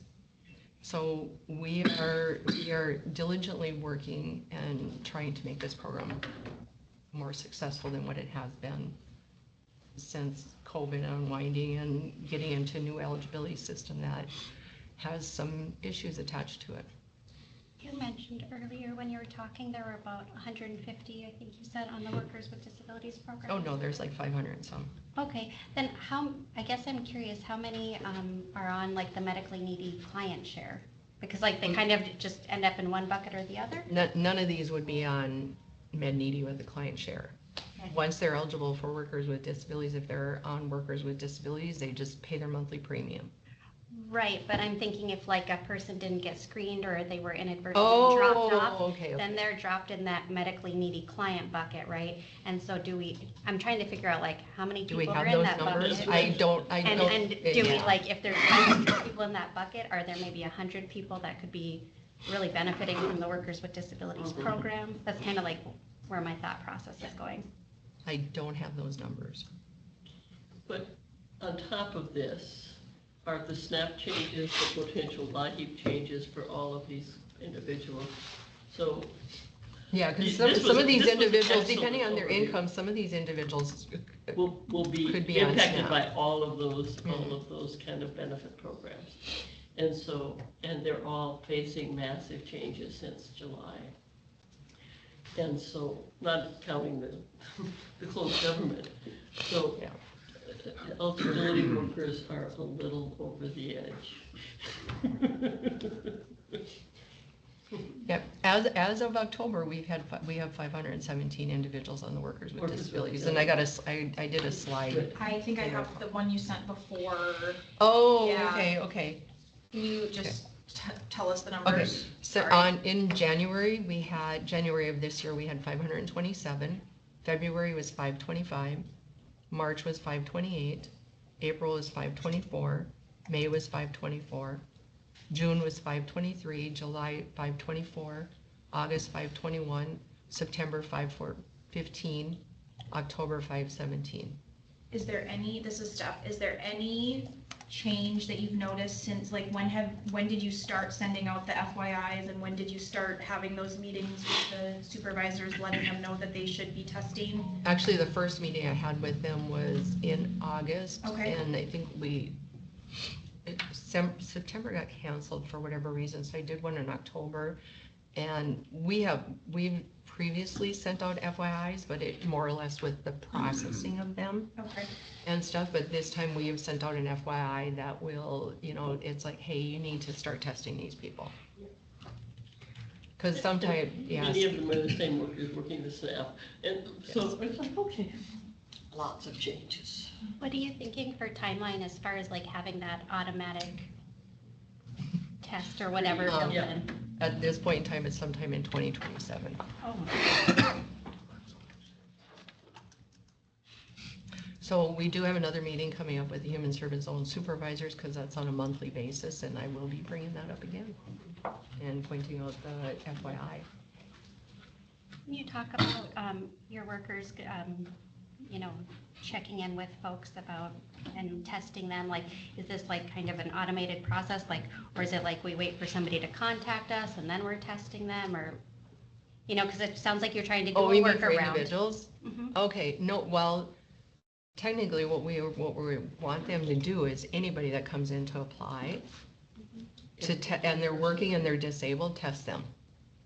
Because they can put all the information in, they can mark the box that they're workers with disabilities, and they can test them. And we're telling them too, anybody that is already on Medicaid and is disabled, they need to be tested also. So the people that are that are doing the client share on the medically needy instead, is there any, like, looking at, like, the populations that they've served in the past that need to get updated with workers with disabilities? Like you had mentioned, like how many people are. Yeah, I'm wondering, I think it's great you're doing a workaround, and I'm excited for this to get built into spaces eventually. Yeah. But in the meantime, I'm like, well, if we have 500 people over here sitting in this medically needy bucket, and like to these people, having an extra $100 a month by being on this program or what have you would be life-changing. So I just really wonder about having some sort of system in place to try and catch them. And part of it is, in order to put them on workers with disabilities, they have to pay that enrollment fee. How much is that? And it's $100 lifetime enrollment fee. And then it's, they'd have to pay up to, because we can go back 3 months right now, but they'd have to pay those premiums for those months up to that point in time. But is there any effort to go back and check on people that are paying the client share right now? Or is it more just people that are coming in, they're testing? It would probably be people that are coming in and testing them. And that enrollment fee, that's an enrollment once they're already approved, right? That's not an application fee. No, they have to pay that before we put them on. Okay. Yeah. But sometimes that's a barrier. That's a barrier. How much is your application fee? It's $100 enrollment fee. $100 for low income families. People as well. And it's a one-time lifetime. Because I've seen individuals that have dropped off of workers with disabilities because they quit working or whatever, and then they start up again. And it's like, well, they've already paid their enrollment fee, so they've started working, we can put them back on workers with disabilities. Is that a federal requirement? Good question, huh? We'll have to ask. That's a good question. I think that one is. If it's not a federal one, that might be one we want to change. I'm gonna have to check on that, Senator Hogan. And apply for grant funds on. I'm thinking it is, because I don't even think we have that in our state plan at all. Yeah. So, but I'll check on that. Okay. Anything else? I don't have anything else unless you guys have any other questions. Yeah. There is a, one of the other slides has like, whether or not somebody's eligible, apply for help. Our policy manuals are all on which would include all policy manuals for SNAP, TANF childcare. We call it the bookshelf, but it's at that location. And then there's a link to all the human service zones in there too. If anybody has any questions, the next slide has our group policy mailbox, which we encourage people to use that. You can write to me if you want, but we usually encourage people to write to that because we have people monitoring that on a daily basis. Not that I'm not monitoring my emails on a daily basis, but sometimes they get overwhelming. Hey Joyce, I have a question. Knowing that eligibility is dollar sensitive, and during the previous discussion, we touched something about wages increase or minimum wage increase. If the state increase the minimum wage, will you guys do anything about that eligibility? Or should they just drop off as they go? Well, their cases would have to be reviewed. Okay. The case would be reviewed, or we'd look at their wages each month. Okay. But the wage eligibility requirements is federal. This That's is Jennifer federal, Sorrow. yeah. So if we increase wages, Right. there's less people that would qualify. Yeah. That's true. Yeah. Because it's not keeping up with Right. reality. With their, That's right. yeah. Although they may be Okay.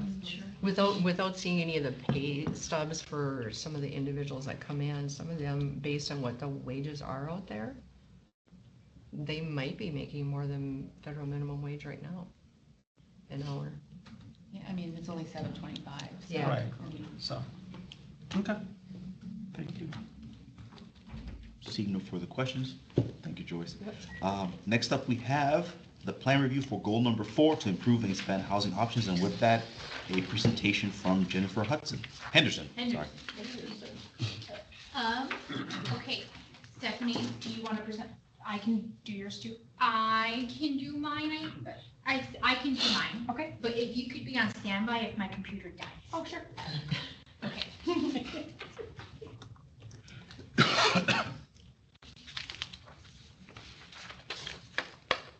Does that work?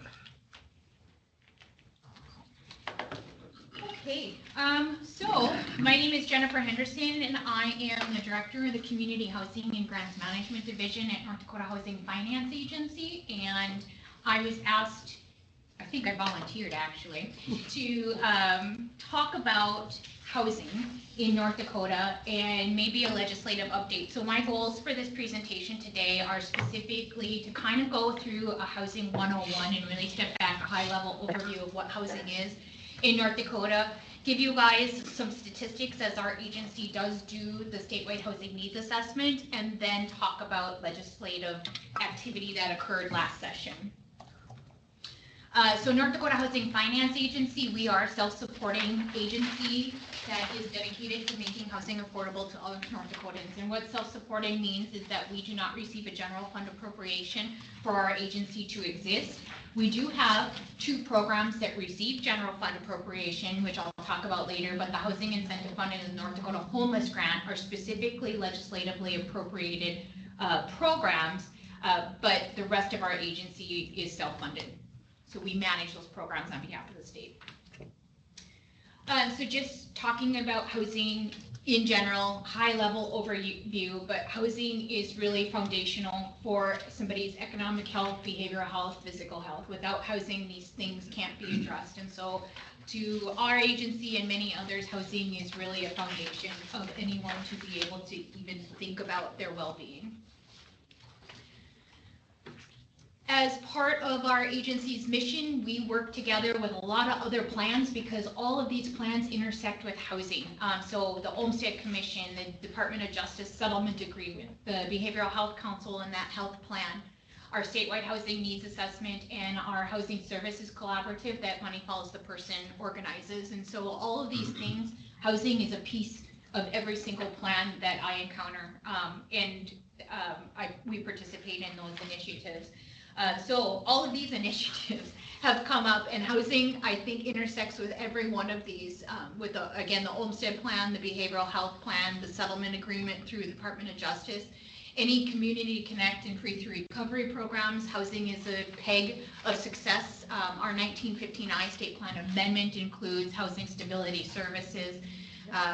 The self-portal for economic assistance, housing is important into that. And so I just wanted to really bring out to you all of these initiatives and how housing intersects with every one of them in being successful.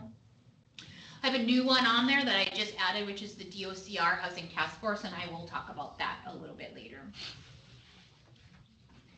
So North Dakota Housing Finance Agency commissions with the assistance of NDSU, North Dakota State University Center for Social Research, the statewide housing needs assessment, and that is updated.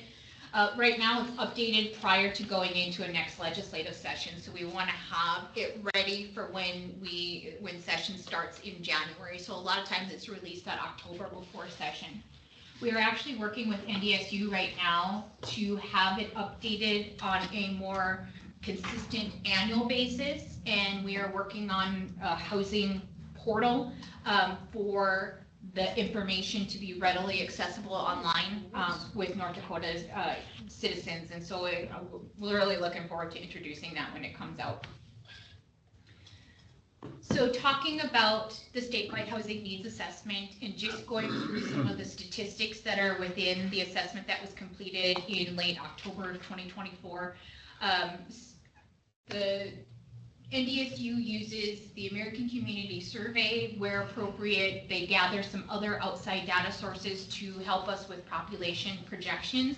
But right now, this is just the population trend in North Dakota, which has shown, increases, some pretty high increases during energy impact, our oil boom, and then just really more stable growth.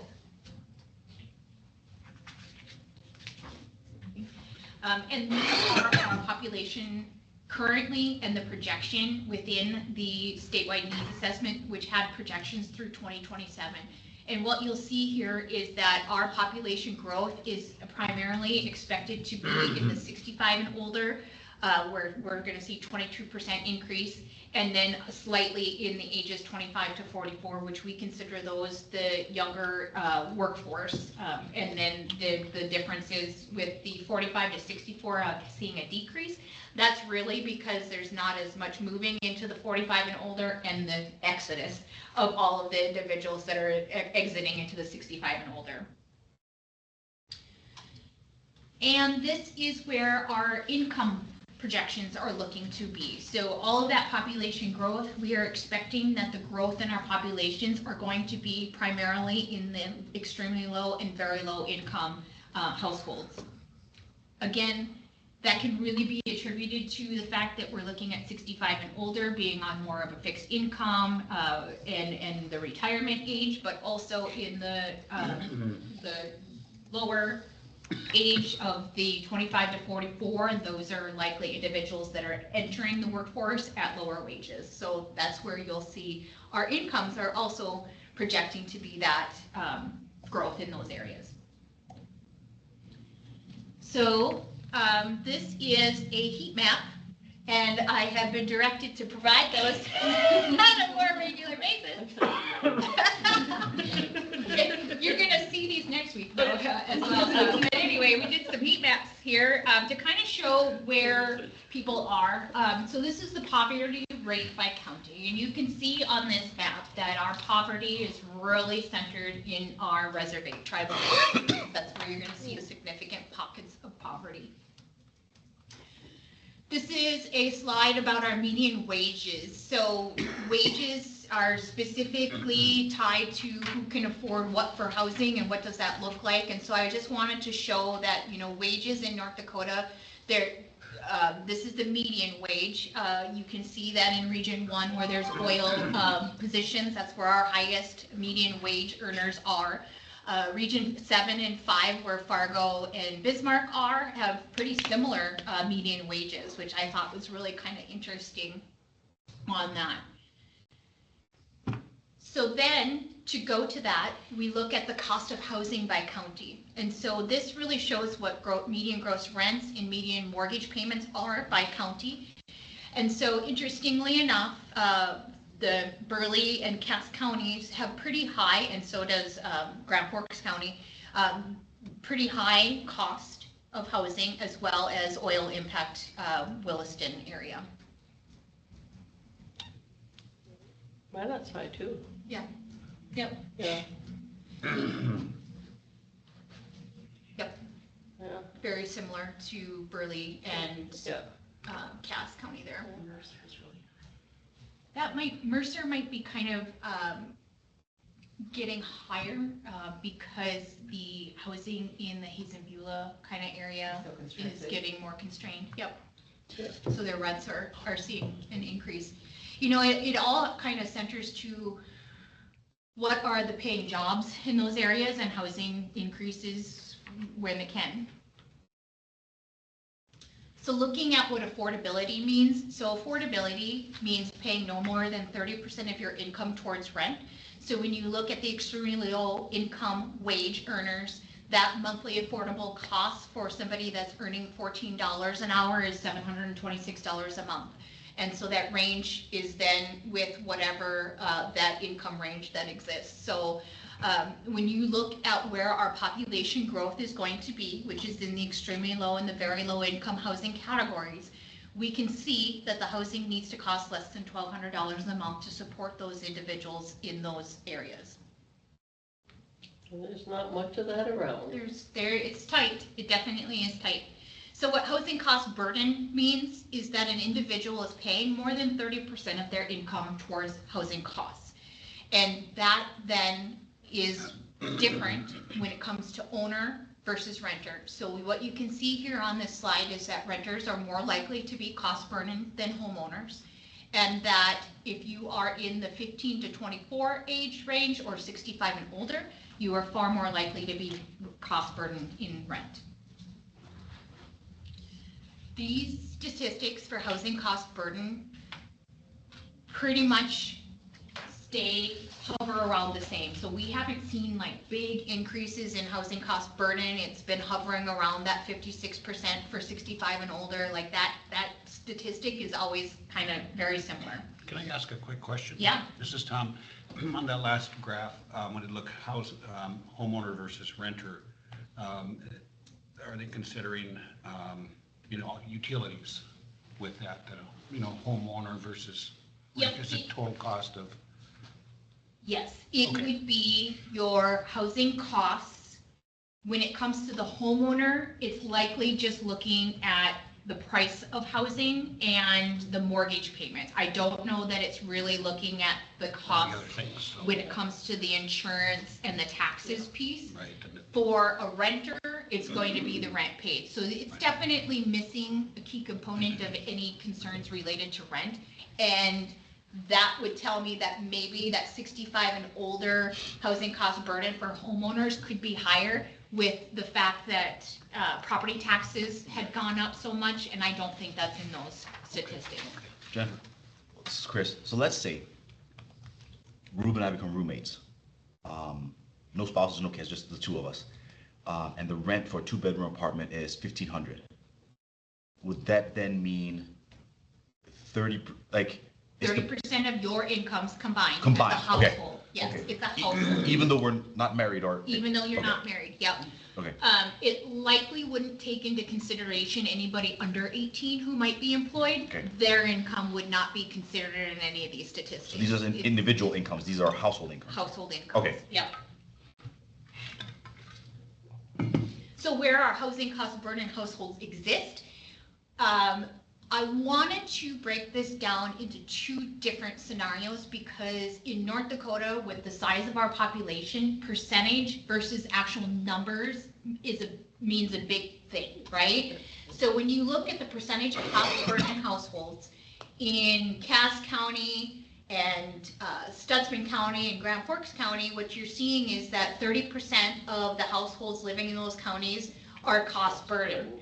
But then when you look to what does that mean for actual numbers of households, Cass County has 21,000 households that meet that criteria of being cost burden. So that's where you kind of want to, even though in the really dark areas where Sioux and Grant County are down there's not that many individuals that actually live in those communities. So I wanted to point out that it still is that the cost burden households, while they exist in all of our counties, they are centrally more located in our urban centers where the employment is.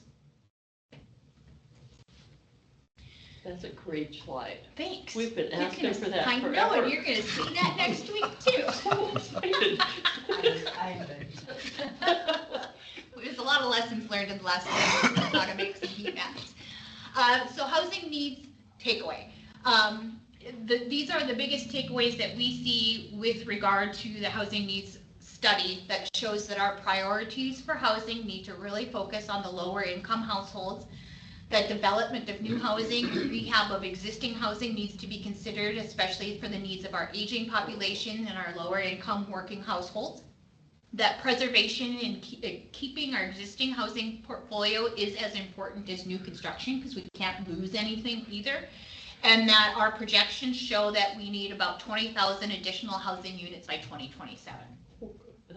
That's mind-boggling. It is a lot. So our agency and other agencies have resources that are available to help make housing affordable. And this is what we kind of use for our programs. So we have development assistance, and I'll kind of talk specifically about what that is, tenant-based rental assistance, project-based rental assistance, and then some housing is naturally occurring affordable, and that is really due to its age more so than anything. So as properties age, they have to become a little bit more affordable in communities where there's other competition for rental units.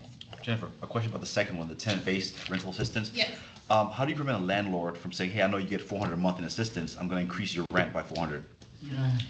Okay, well, I will say that when it comes to tenant-based rental assistance, there is federally payment standards that they cannot pay more than a certain amount. So if landlords want to continue to increase their rents, it could go above the payment standard, and then that will not be able to be used for a unit that's too high priced. So there is some limitations there. But there's nothing stopping a landlord from increasing past that payment standard, especially in times where there's another person beating down a door to try to get a place to live. So it just depends on the rental market. Do we have any idea how frequently, do we know what those numbers are? As far as renters, people who are on assistance getting kicked out because I don't got that number. That's a really critical question. So with regard to our programs with development assistance, that's state or federal financing to help with new construction and rehab.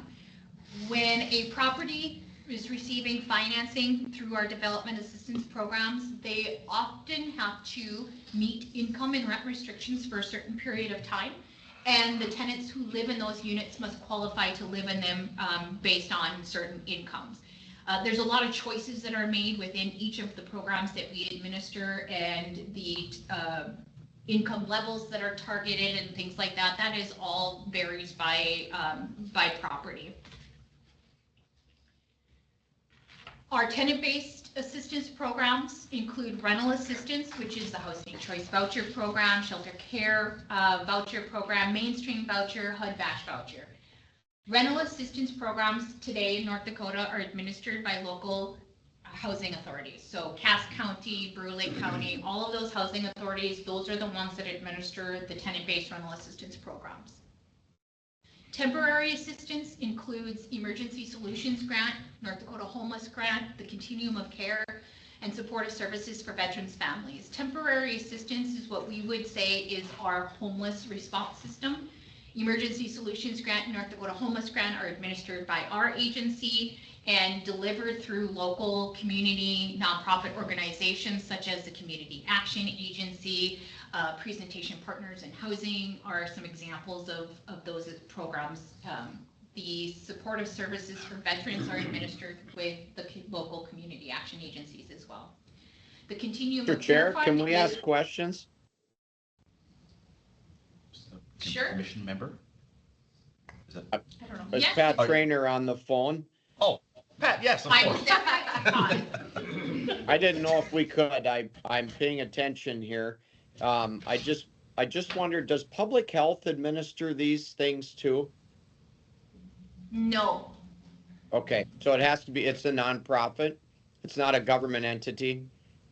Okay, so with regard to the Emergency Solutions Grant and the North Dakota Homeless Grant, yep. There are, for example, Gladys Ray Emergency Shelter is yep. managed by Public Health, and we do fund a portion of their budget for emergency shelter operations.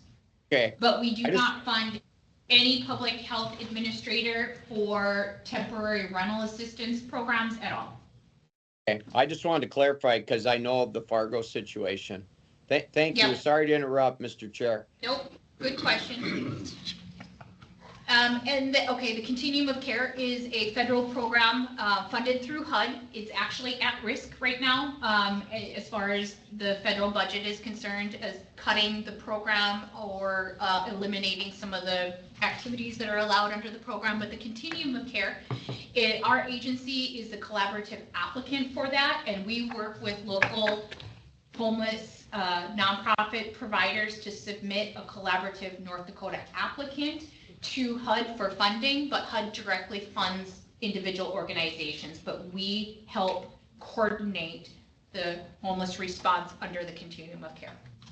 And then we have Opening Doors Landlord Risk Mitigation Program, which is a program that our agency administers to provide up to $2,000, kind of like an insurance policy for a landlord who's willing to take a risk on an individual that does not meet their rental criteria. It will cover excessive damages that exceed a security deposit or lost rent if there is an eviction. The program has typically partnered with the North Dakota Centers for Independent Living and Money Follows the Person, who is working with individuals transitioning out of long-term care facilities, or Free Through Recovery and Community Connect, working with individuals that have criminal convictions and struggling to find housing. So that's the main people that have utilized Opening Doors. Hey, Jennifer? Yes. Is tenant-based assistance the same with Section 8 or different? It is Section 8. Okay. Housing Choice Voucher is also known as Section 8. Oh, okay. Yep, that's right. Thank you. So that's tenant-based rental assistance. When I say tenant-based assistance, and that under the rental assistance category, it is provided to a tenant who can then take that voucher or their assistance and choose a unit that meets the eligibility. So we also have something called project-based rental assistance as well. And project-based rental assistance is tied to the unit, not the tenant. So tenant-based rental assistance is tied to the tenant. The tenant gets to choose where they're living and using their assistance. Project-based rental assistance, the assistance is at the project, at the specific unit, and the tenant can qualify to live in that unit. Both tenant-based rental assistance and project-based rental assistance is provided so that the person who receives that assistance pays no more than 30% of their income towards rent, and the rest of the rent is covered by this assistance. That's how it's supposed to work. Public housing falls under project-based rental assistance, and that's housing that is owned by a housing authority. And there's rental assistance tied to that unit, to that housing unit. USDA has several 538 and 515 projects in which the very low income individuals can rent a unit and then pay 30% of their income towards rent at that unit. There's also a HUD 202 elderly housing. It's very similar to HUD Section 8. If you were to be looking for housing, you wouldn't know the difference between HUD 202 necessarily versus HUD Section 8, except for that it's specifically for seniors 65 and 62 and older or disabled. And then the HUD Section 8 PBCA, which is contract administration. Our agency does manage the contracts for the HUD Section 8, so we are a contractor of HUD. There is 83 properties in North Dakota that have a HUD Section 8 contract that have rental assistance tied to them. HUD Section 8 PBCA housing is often rehabbed or redeveloped with our development assistance programs to help them rehab. So there's a lot of meshing of those types of programs together to make these projects affordable. Jennifer, question. This is Chris. Yep. Taking project-based in one pot and taking the tenant-based in the other, which program or type of assistance do you think helps people more get out of being lower income? I mean, obviously nobody wants to be on this forever in perpetuity, right? Which one do you have a preference for either one? Not really. I think there's some things. So number one, with the tenant-based assistance, it allows choice. It allows you to pick a place that meets your needs. It could be closer to your employment. It could be closer to a schools that you're interested in. So there is a lot of value to that choice. And housing choice vouchers, they also are allowed to be ported out to another state. So let's say you have a voucher and you have an opportunity to move to Minnesota for employment and you still would meet income eligibility. You could take your voucher with you and try to find a place in Minnesota. That is an allowable thing that can occur. As long as you work in North Dakota, right? No, you can move with your voucher. It's yours to take with you. Yep, you can port that with you. Oh, federal, okay. It's federal. Oh, okay. Federal. We do not have any state-funded tenant-based rental assistance or project-based rental assistance, really. Does that lead to a problem then with like people in North Dakota that need assistance not getting it because people are grabbing up these vouchers and moving to the cities or what have you? There is some of that had occurred, yes. Because, for example, in Minnesota, in Minneapolis, there's long waiting lists and people started learning that there's less waiting lists in some areas of North Dakota and they moved there for a while to try to take a voucher and then port it back. That was a problem. Is that still a huge problem right now? I'm not hearing as much of that. And Tanya from Cass County is on, maybe she could speak to that a little bit as far as porting out is concerned. But there is limited dollars that North Dakota receives federally, and those dollars are not getting bigger. We're not getting huge more dollar amounts from the federal government for these programs, so there is limitations. What are our waiting lists right now? So it depends on the county.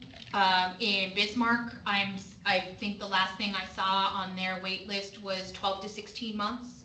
At one point, Fargo closed their application, so that does, it happens. There's certain areas in, when you look at Fargo, Cass County, Burleigh County, the assistance is less than what is needed, for sure, in those areas.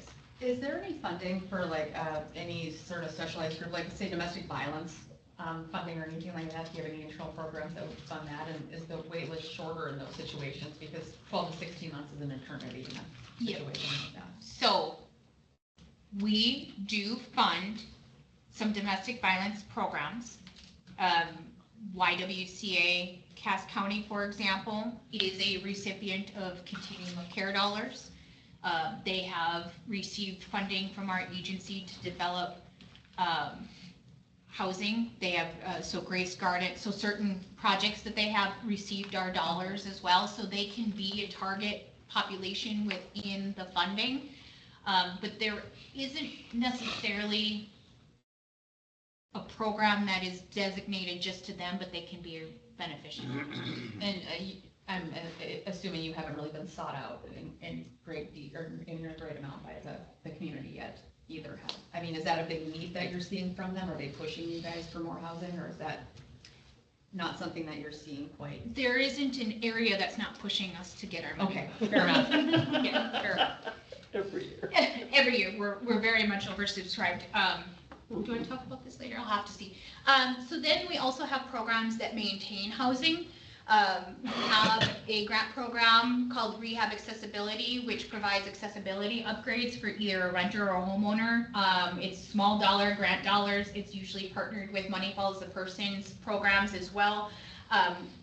Wheelchair ramps, widening of doorways, and bathroom modifications are the main uses of our rehab accessibility program. We provide funding to community action agencies for homeowner repair rehab programs, and that, can put on a new roof or things like that, which is also really helpful for individuals to keep their housing. Some other things that are helpful for people to maintain housing is simply understanding that you can request reasonable accommodation or modification from your landlord, and having an understanding of how to go about that process. And also, with regard to individuals that might be struggling to pay their rent on time, having providers that are able to help bridge that landlord-tenant relationship gap. This is Tom. I have a question on the accessibility upgrades. Yeah. Is that for landlords, or is it also for homeowners? It's for homeowners or a tenant living in a rental unit. Okay. So for example, if somebody is renting an apartment and they need their bathroom to be modified so that it's a walk-in shower, they can request from their landlord a request to modify their unit, and the landlord can say, yes, you can, but it has to be on your dime because they're not federally assisted. So we will come in then and help pay for that modification, but the landlord must agree to keep that modification in place when the tenant leaves. So how it works is when you ask for a reasonable modification of an apartment complex, if it's not federally subsidized, the modification can be allowed at the tenant's, out of the tenant's pocket, but the tenant may be required to return the unit back to its original status. And what we say is no, it has to be allowed to stay. I have yet to have a landlord say no to me on these modifications, because a lot of it is 55 and older properties. They know that the next senior moving in is going to benefit from a roll-in shower or something that is, more accessible for them. So far that's been really good. And in fact, we've modified, I think it was in Park River, North Dakota, there was like an 8-plex that was designated for seniors, and we one by one have helped them upgrade their bathrooms for the individuals living there.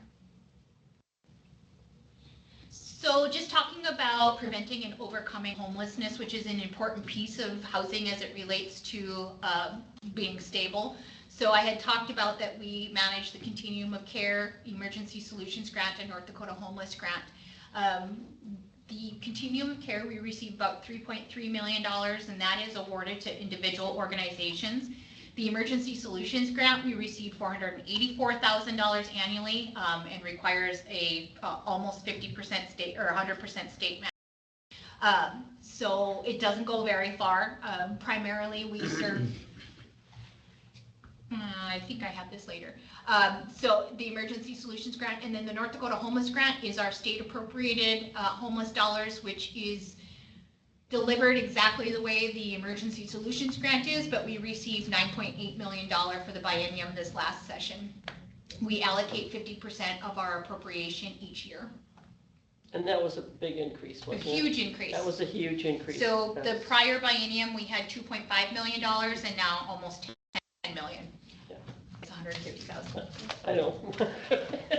The North Dakota Homeless Grant and Emergency Solutions Grant eligible activities include street outreach, emergency shelter, and essential services. And so this is funding emergency shelters specifically. We fund a number of shelters located in Grand Forks and Fargo, Devil's Lake, Bismarck, a domestic violence shelter in Dickinson. So this funding, the money that we have available funds maybe at most 5% of a shelter's budget. North Dakota Homeless Grant and Emergency Solutions Grant also can be used for rental assistance, short-term rental assistance, or rental arrears, financial assistance, application fees, security deposit, utility assistance, housing search and stability management. These activities here are what we call homeless prevention or rapid rehousing. And so what these activities are meant to do is an individual presents at an organization either at risk of losing their housing because they're having paying their rent, or they're literally homeless and need to be rehoused rapid rehousing.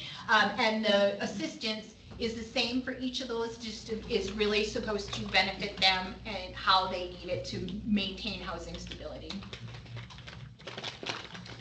So in our 2025 application round for the North Dakota Homeless Grant and Emergency Solutions Grant, as you can see on this slide here, the demand for the dollars that we had available far exceeded the amount of money that we were able to put on the street for that year. 43% of our funding goes towards emergency shelter operations. That includes the street outreach and the essential services piece of the shelter operations, but primarily 43% of the dollars is actually operating a shelter costs, and that could be rent, staffing, the food needed to supply for the individuals that are in the shelter.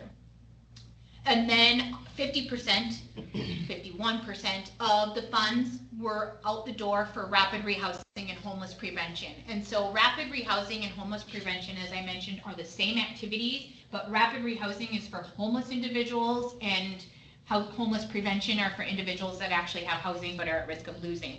We say that they're 50% as far as awarded, but how we award the dollars is the organizations that do that work, we say go do the work, and it doesn't matter if it's rapid rehousing or homeless prevention, it's just however the people are coming in, serve them, and we'll reallocate the dollars. So I assume that the majority of the money is going to go more towards homeless prevention because we have more people working in the homeless prevention world than we do in the rapid rehousing world, but that can ebb and flow, and we don't care. So for our session and our wrap up of this last legislative session, there was a number of tenant right bills that were proposed. And what I did here is just showing you which ones passed and which ones failed. And I think that there is a lot of opportunity here when it comes to individuals understanding and having, North Dakota is very landlord friendly in its laws, and I think there is probably room for some improvement, but what did pass is prohibited lease provision that a landlord may not charge a tenant fee to accept cash, check, or money order. So that was something that was happening, so that did get passed. And then also eviction ceiling.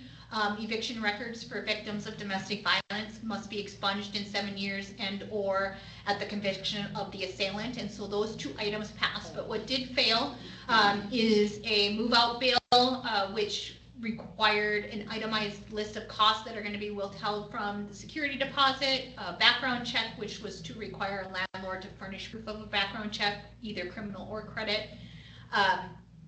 The defining of what reasonable heat means didn't get through, and really that one, I think some of these were very quickly put out there and maybe did not have enough conversation of what would be successful from both the landlord side and the tenant needs side, and so there's probably some room for improvement with getting the North Dakota Apartment Association to have conversations of what is failing tenants today and what do we want fixed versus what doesn't need to be in a bill. So I'm not going to go through every one of these. Some other things that came through is the appropriations for housing. So our budget bill was funded at $35 million for the Housing Incentive Fund. The Housing Incentive Fund is our state vehicle for development assistance for both single family and multifamily. But also something that happened in this session is that the North Dakota Homeless Grant was brought into the Housing Incentive Fund because we already had that eligible activity. So we wanted to reduce some administrative things with it. So HIF is our housing vehicle. It was funded at $35 million, and the legislatures directed $9.85 million to be carved out for the North Dakota Homeless Grant, and then we had $25 million left, which is for the regular Housing Incentive Fund. We carved out $20 million for multifamily family and 5 million for our single family program. Also within our bill was a study on homelessness, which is happening right now. The Health and Human Services Committee is who was assigned the study on homelessness, and their next meeting is next week, the 19th, for additional information on study of homelessness there. The Human Services budget 1012, there was 3 items that I just want to draw to your attention, which is section 13, which required medical housing for individuals with extraordinary medical conditions. This particular section carves out $200,000 for the Department of Health and Human Services in partnership with North Dakota Housing to develop an RFP or something that solicits designs for housing for individuals with medical conditions. And then it also created a grant for extraordinary medical needs, section 37. That's kind of odd how that was shaped out there. The Extraordinary Medical Needs Housing Loan Fund, which directed the Bank of North Dakota to create a loan program for up to $3 million, 2% interest rate for somebody to finance the construction of housing for individuals with extraordinary medical conditions. Also, there is section 28, which has some permanent supportive housing grants that provide services at supportive housing projects. Some projects that are in existence today that are funded through that program is the Edmonton here in Bismarck, House in Fargo, and LaGrave on First in Grand Forks, which are permanent supportive housing projects that are functioning as a housing first model. So individuals that have some chronic homeless situations are those that live in these units and receive services. And then section 44 is a housing availability assessment. I'm not quite sure the status on that, but it is to assess the housing availability for individuals with medical needs. Also, the Department of Commerce was funded some regional planning council grants, and in the Department of Corrections budget is the creation of a housing task force. And there's probably more related to housing, but these are the things that directly touch our work at the agency that I wanted to just kind of draw out. So right now, the study on homelessness is happening and it's moving forward. The medical housing for individuals, Health and Human Services and North Dakota Housing are working on that RFP right now, visiting with some families who have individuals with extraordinary medical needs to understand what type of housing they were looking for when they came to the legislators asking for this to be put in the budget. And then I think that more information will come once this RFP gets kind of more dredged out as to what it's going to look like. The Housing Task Force is just starting to talk about membership right now, and the DOCR did reach out to our agency, and then the Commissioner on Reentry, Jonathan Holt, is involved with that as well. So I think more information to come. It hasn't really started, but it's getting things now. And with that, I'll stand for any questions. Good. Senator Hogan. Thank you, Mr. Chair. Over the last year, there's been an increase in individuals who are elderly and have significant developmental or disability kinds of issues who are ending up homeless. And it's been kind of a crisis in Fargo. And I think there's some problems here in Bismarck as well with this population. And because the needs are so different than the traditional homeless. How are you factoring that into your planning? So I think the biggest thing that we're trying to do right now, at least with our funding for homelessness, is to have more consistent access to the services. So for example, rapid rehousing and homeless prevention. Previously, and there wasn't as much money as we have today through the North Dakota Homeless Grant, but previously, and our agency took over this program in 2023. Prior to that, ESG and North Dakota Homeless Grant were administered at Commerce Department.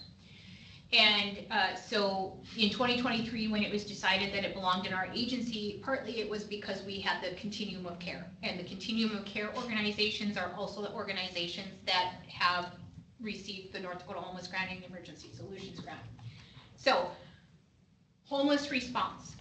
One of the challenges is that the lack of funding created this pocket of where do you go for help, right? And in some areas, in regions in our state, there was 0 people doing rapid rehousing and homeless prevention.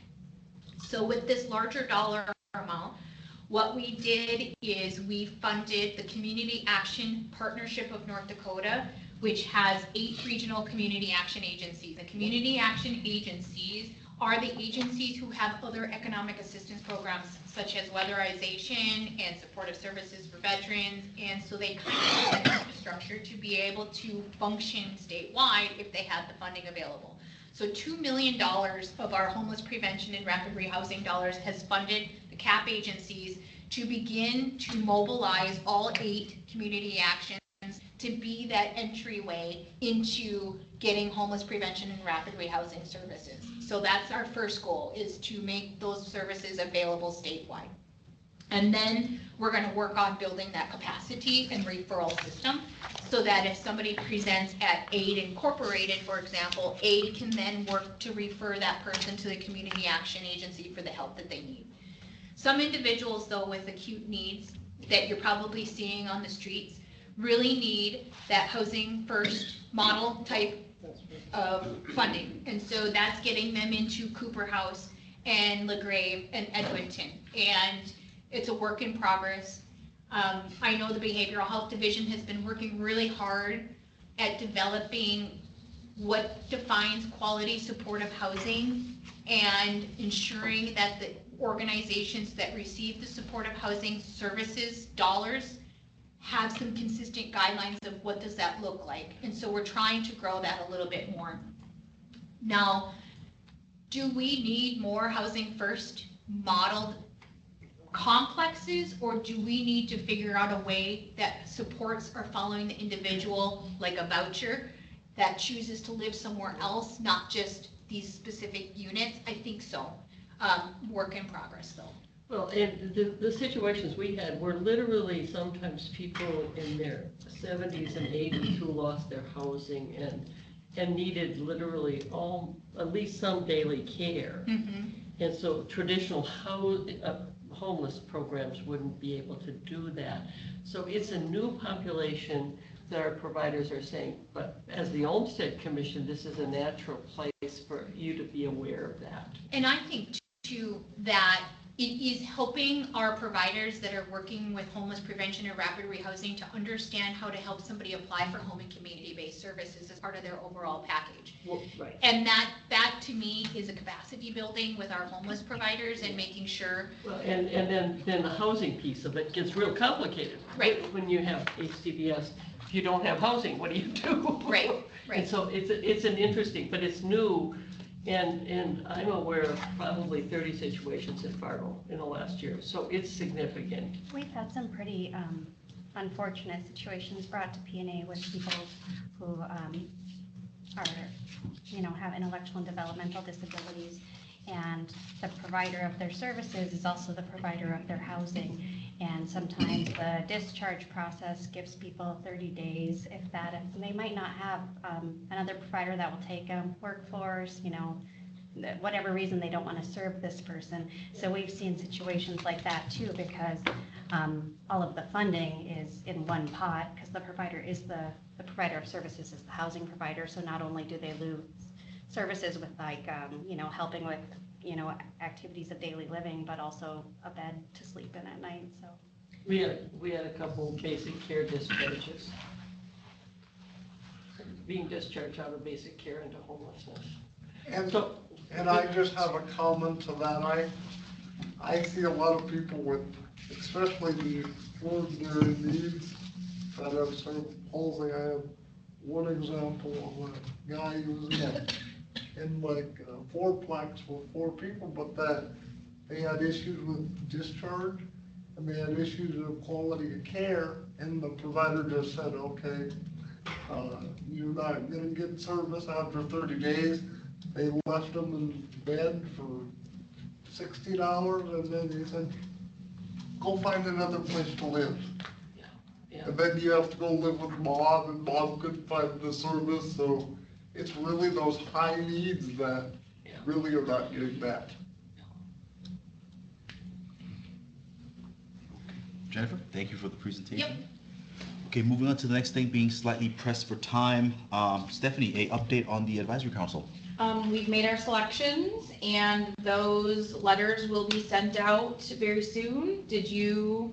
Yes. Trevor? Yep, I think Trevor's going to be on our advisory council.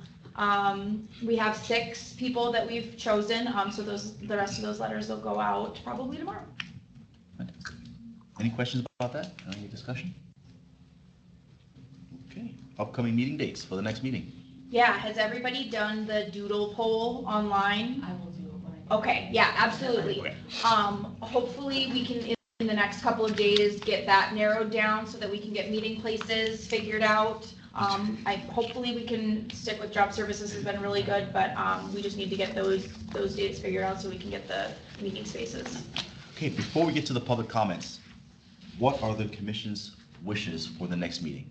Any topics, any questions, anything to look into further? My thought would be, I feel like we had lots of great presentations, loved it, but I think, I hope that we're a group that also wants to take action, so I would like to make space on the agenda for us to decide if there's any action items the commission wants to move forward with. Steph presented us with like a menu of options, so if there's things we want to explore on that, if we think there's anything further to do on the workers with disabilities topic, or on housing, like, I just think it'd be nice to have a conversation, so like, we're not just like getting information, but also deciding if something needs to be done on our end. I'm agreeable to that. Yep. But before that, could you do maybe a 10-minute to talk about what our authority actually is? What actions can we take? Not now, but at that meeting, before we start talking about what to take, what can we actually do? So, from what I understand is that we can make recommendations. Okay. We can, like, one of the things was like write a white paper, like bring, some notice to the issue that's going on. Well, I think that you could probably just provide us with some sort of little overview. I'd be happy to work with you on that, or Chris or whoever. So I think let's just make space for that on the next agenda. Okay. I think all the things you recommended are things that we have the ability to do if we wanted to. Okay. Any other recommendations for the next meeting? Points of discussion? Anything? Do we want to move forward on any of those now, or do we want to wait till the next meeting to discuss how to move forward? Is that what we're I would say wait till the next meeting. I was thinking wait till the next Okay. meeting. We're already over. Yeah, by I know. about 25 minutes. I'm sorry. And I can see people like, Oh. So we'll put that on the next agenda. Okay, that sounds good. Okay, now, last thing, any public comments?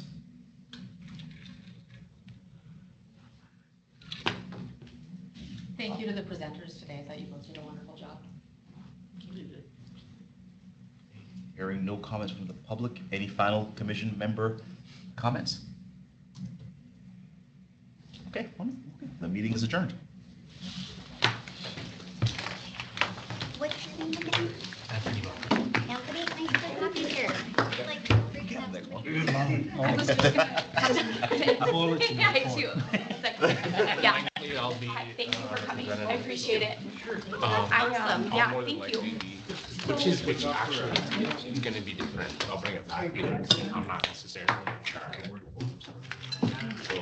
So But- I had been emailing Brad. He just sent me this. Oh, okay. Monday. Would you rather me put you on the roster for? Okay. And I'll bring this back. Okay. And like I said, I'm not the one who necessarily. Yeah, I was, but prior to Okay. having a full agency now. Yeah. So we have other delegates that may be, Sure, okay. for this time being. I think it's only gonna be Okay, I will send, I had just emailed him, I've been doing one-on-ones with everybody. I got it. Oh, did he send, okay. I got So, stuff going yeah, already if for you you, which. wanna Yeah, set up we a got call one. with me. Did you? Okay, I went out 5 days ago. perfect, okay. Oh, I'm jealous. Yeah. Well, then this is really on you for not inviting me. I know, I should have. Yeah.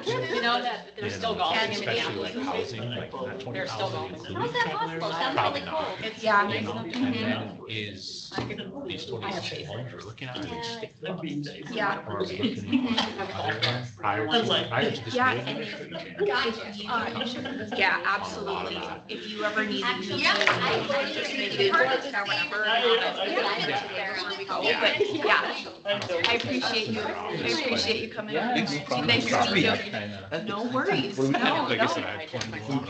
I don't know what Okay, so I have to sign, right? Yeah, absolutely. And yeah, sorry we took so long today. I That's didn't okay. realize. I didn't have anything else. Stephanie, Stephanie, Stephanie, And it's a little bit Oh, much. I just had a question. can you hear me? Yeah. I just wanted to make sure that you got me in attendance because I joined As far about as 10 the minutes late. need of. I did,